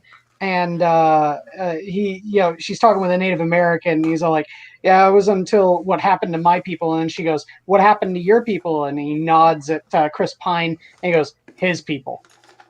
Yeah, Like, but that was completely unnecessary, movie. they also fucked up things in the actual characterization and also in the plot. Like, come on, the fact that she was supposed to be naive for thinking that Ares caused World War I. So she's naive throughout the entire movie. She kills the one dude, and that's the sign that, yep, she was absolutely naive. Turns out Ares is a different dude. She kills that dude. The war ends. Because humans don't have any agency. We just go to war whenever some pissed off And how deity the decides to fuck fuck do with you us. explain World War II then? You just killed Ares. If You don't World really War kill I Ares. was You just sort of entirely- knock him back. Yeah, I would say, to be fair, you can't kill Ares. Ares is one of the old gods. The only way to do so is with the God Killer dagger, which, again, remember, she thought she had the God Killer sword. No such thing exists in the DC universe. And the God Killer dagger is what, in the comic book canon, turns Cheetah into the Cheetah. Another thing is the I have love proceeds to shoot a laser through someone's chest. That's not winning by love. That's winning by laser through a chest. That's the toughest love. Yeah.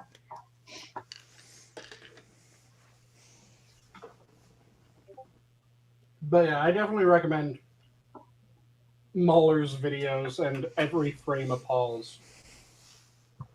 Fucking I don't mind hilarious. if we go long, but just so you know, it is well past time.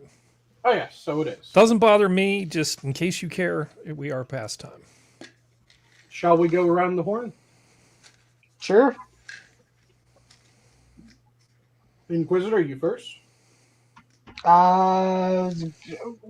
Read more good comics. Watch more good movies. Don't give movies, or don't give money to movies that are terrible. And if you want to watch the movie that you know is going to be terrible, pirate it. Nice.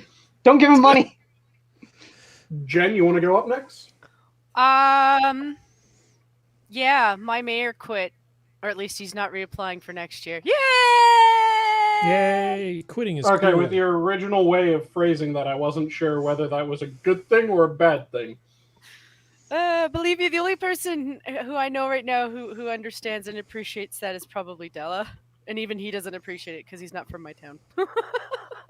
See, you need to get quality mayors, like a coked up one.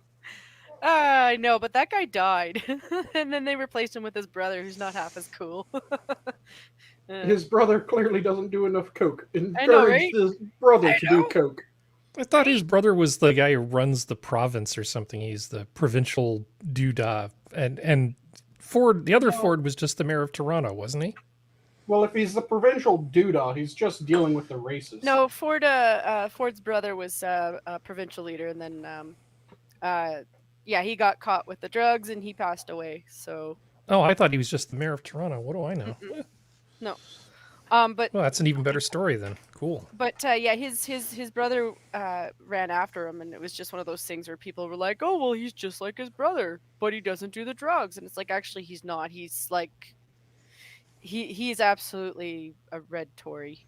That's kind of sad. He ran after his fat brother and couldn't catch up. I know, right? Should have done the drugs more, you know. Should have taken some more of those drugs. But, you know, Taking some nose candy and some disco biscuits. yeah, yeah. He's not been the best for them.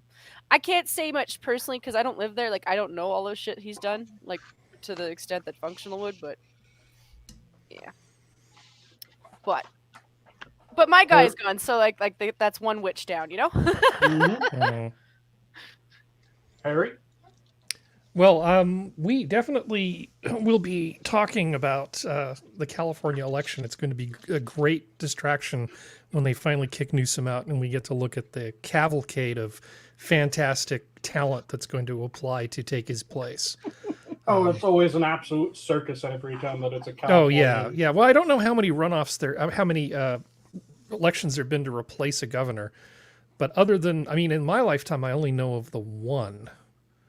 And I think it was Pete Wilson that got recalled and was replaced by you know, and Governor Lulu whiskey, you know, yeah. No, it's it should be really interesting. So it's something to look forward to, I guess. Your state somehow watched Minnesota elect a pro wrestler and went, who do you want better? Pro bodybuilder / actor. Yep. Well, to be fair, Jesse Ventura was also an actor, and he was in the same movie as the pro bodybuilder.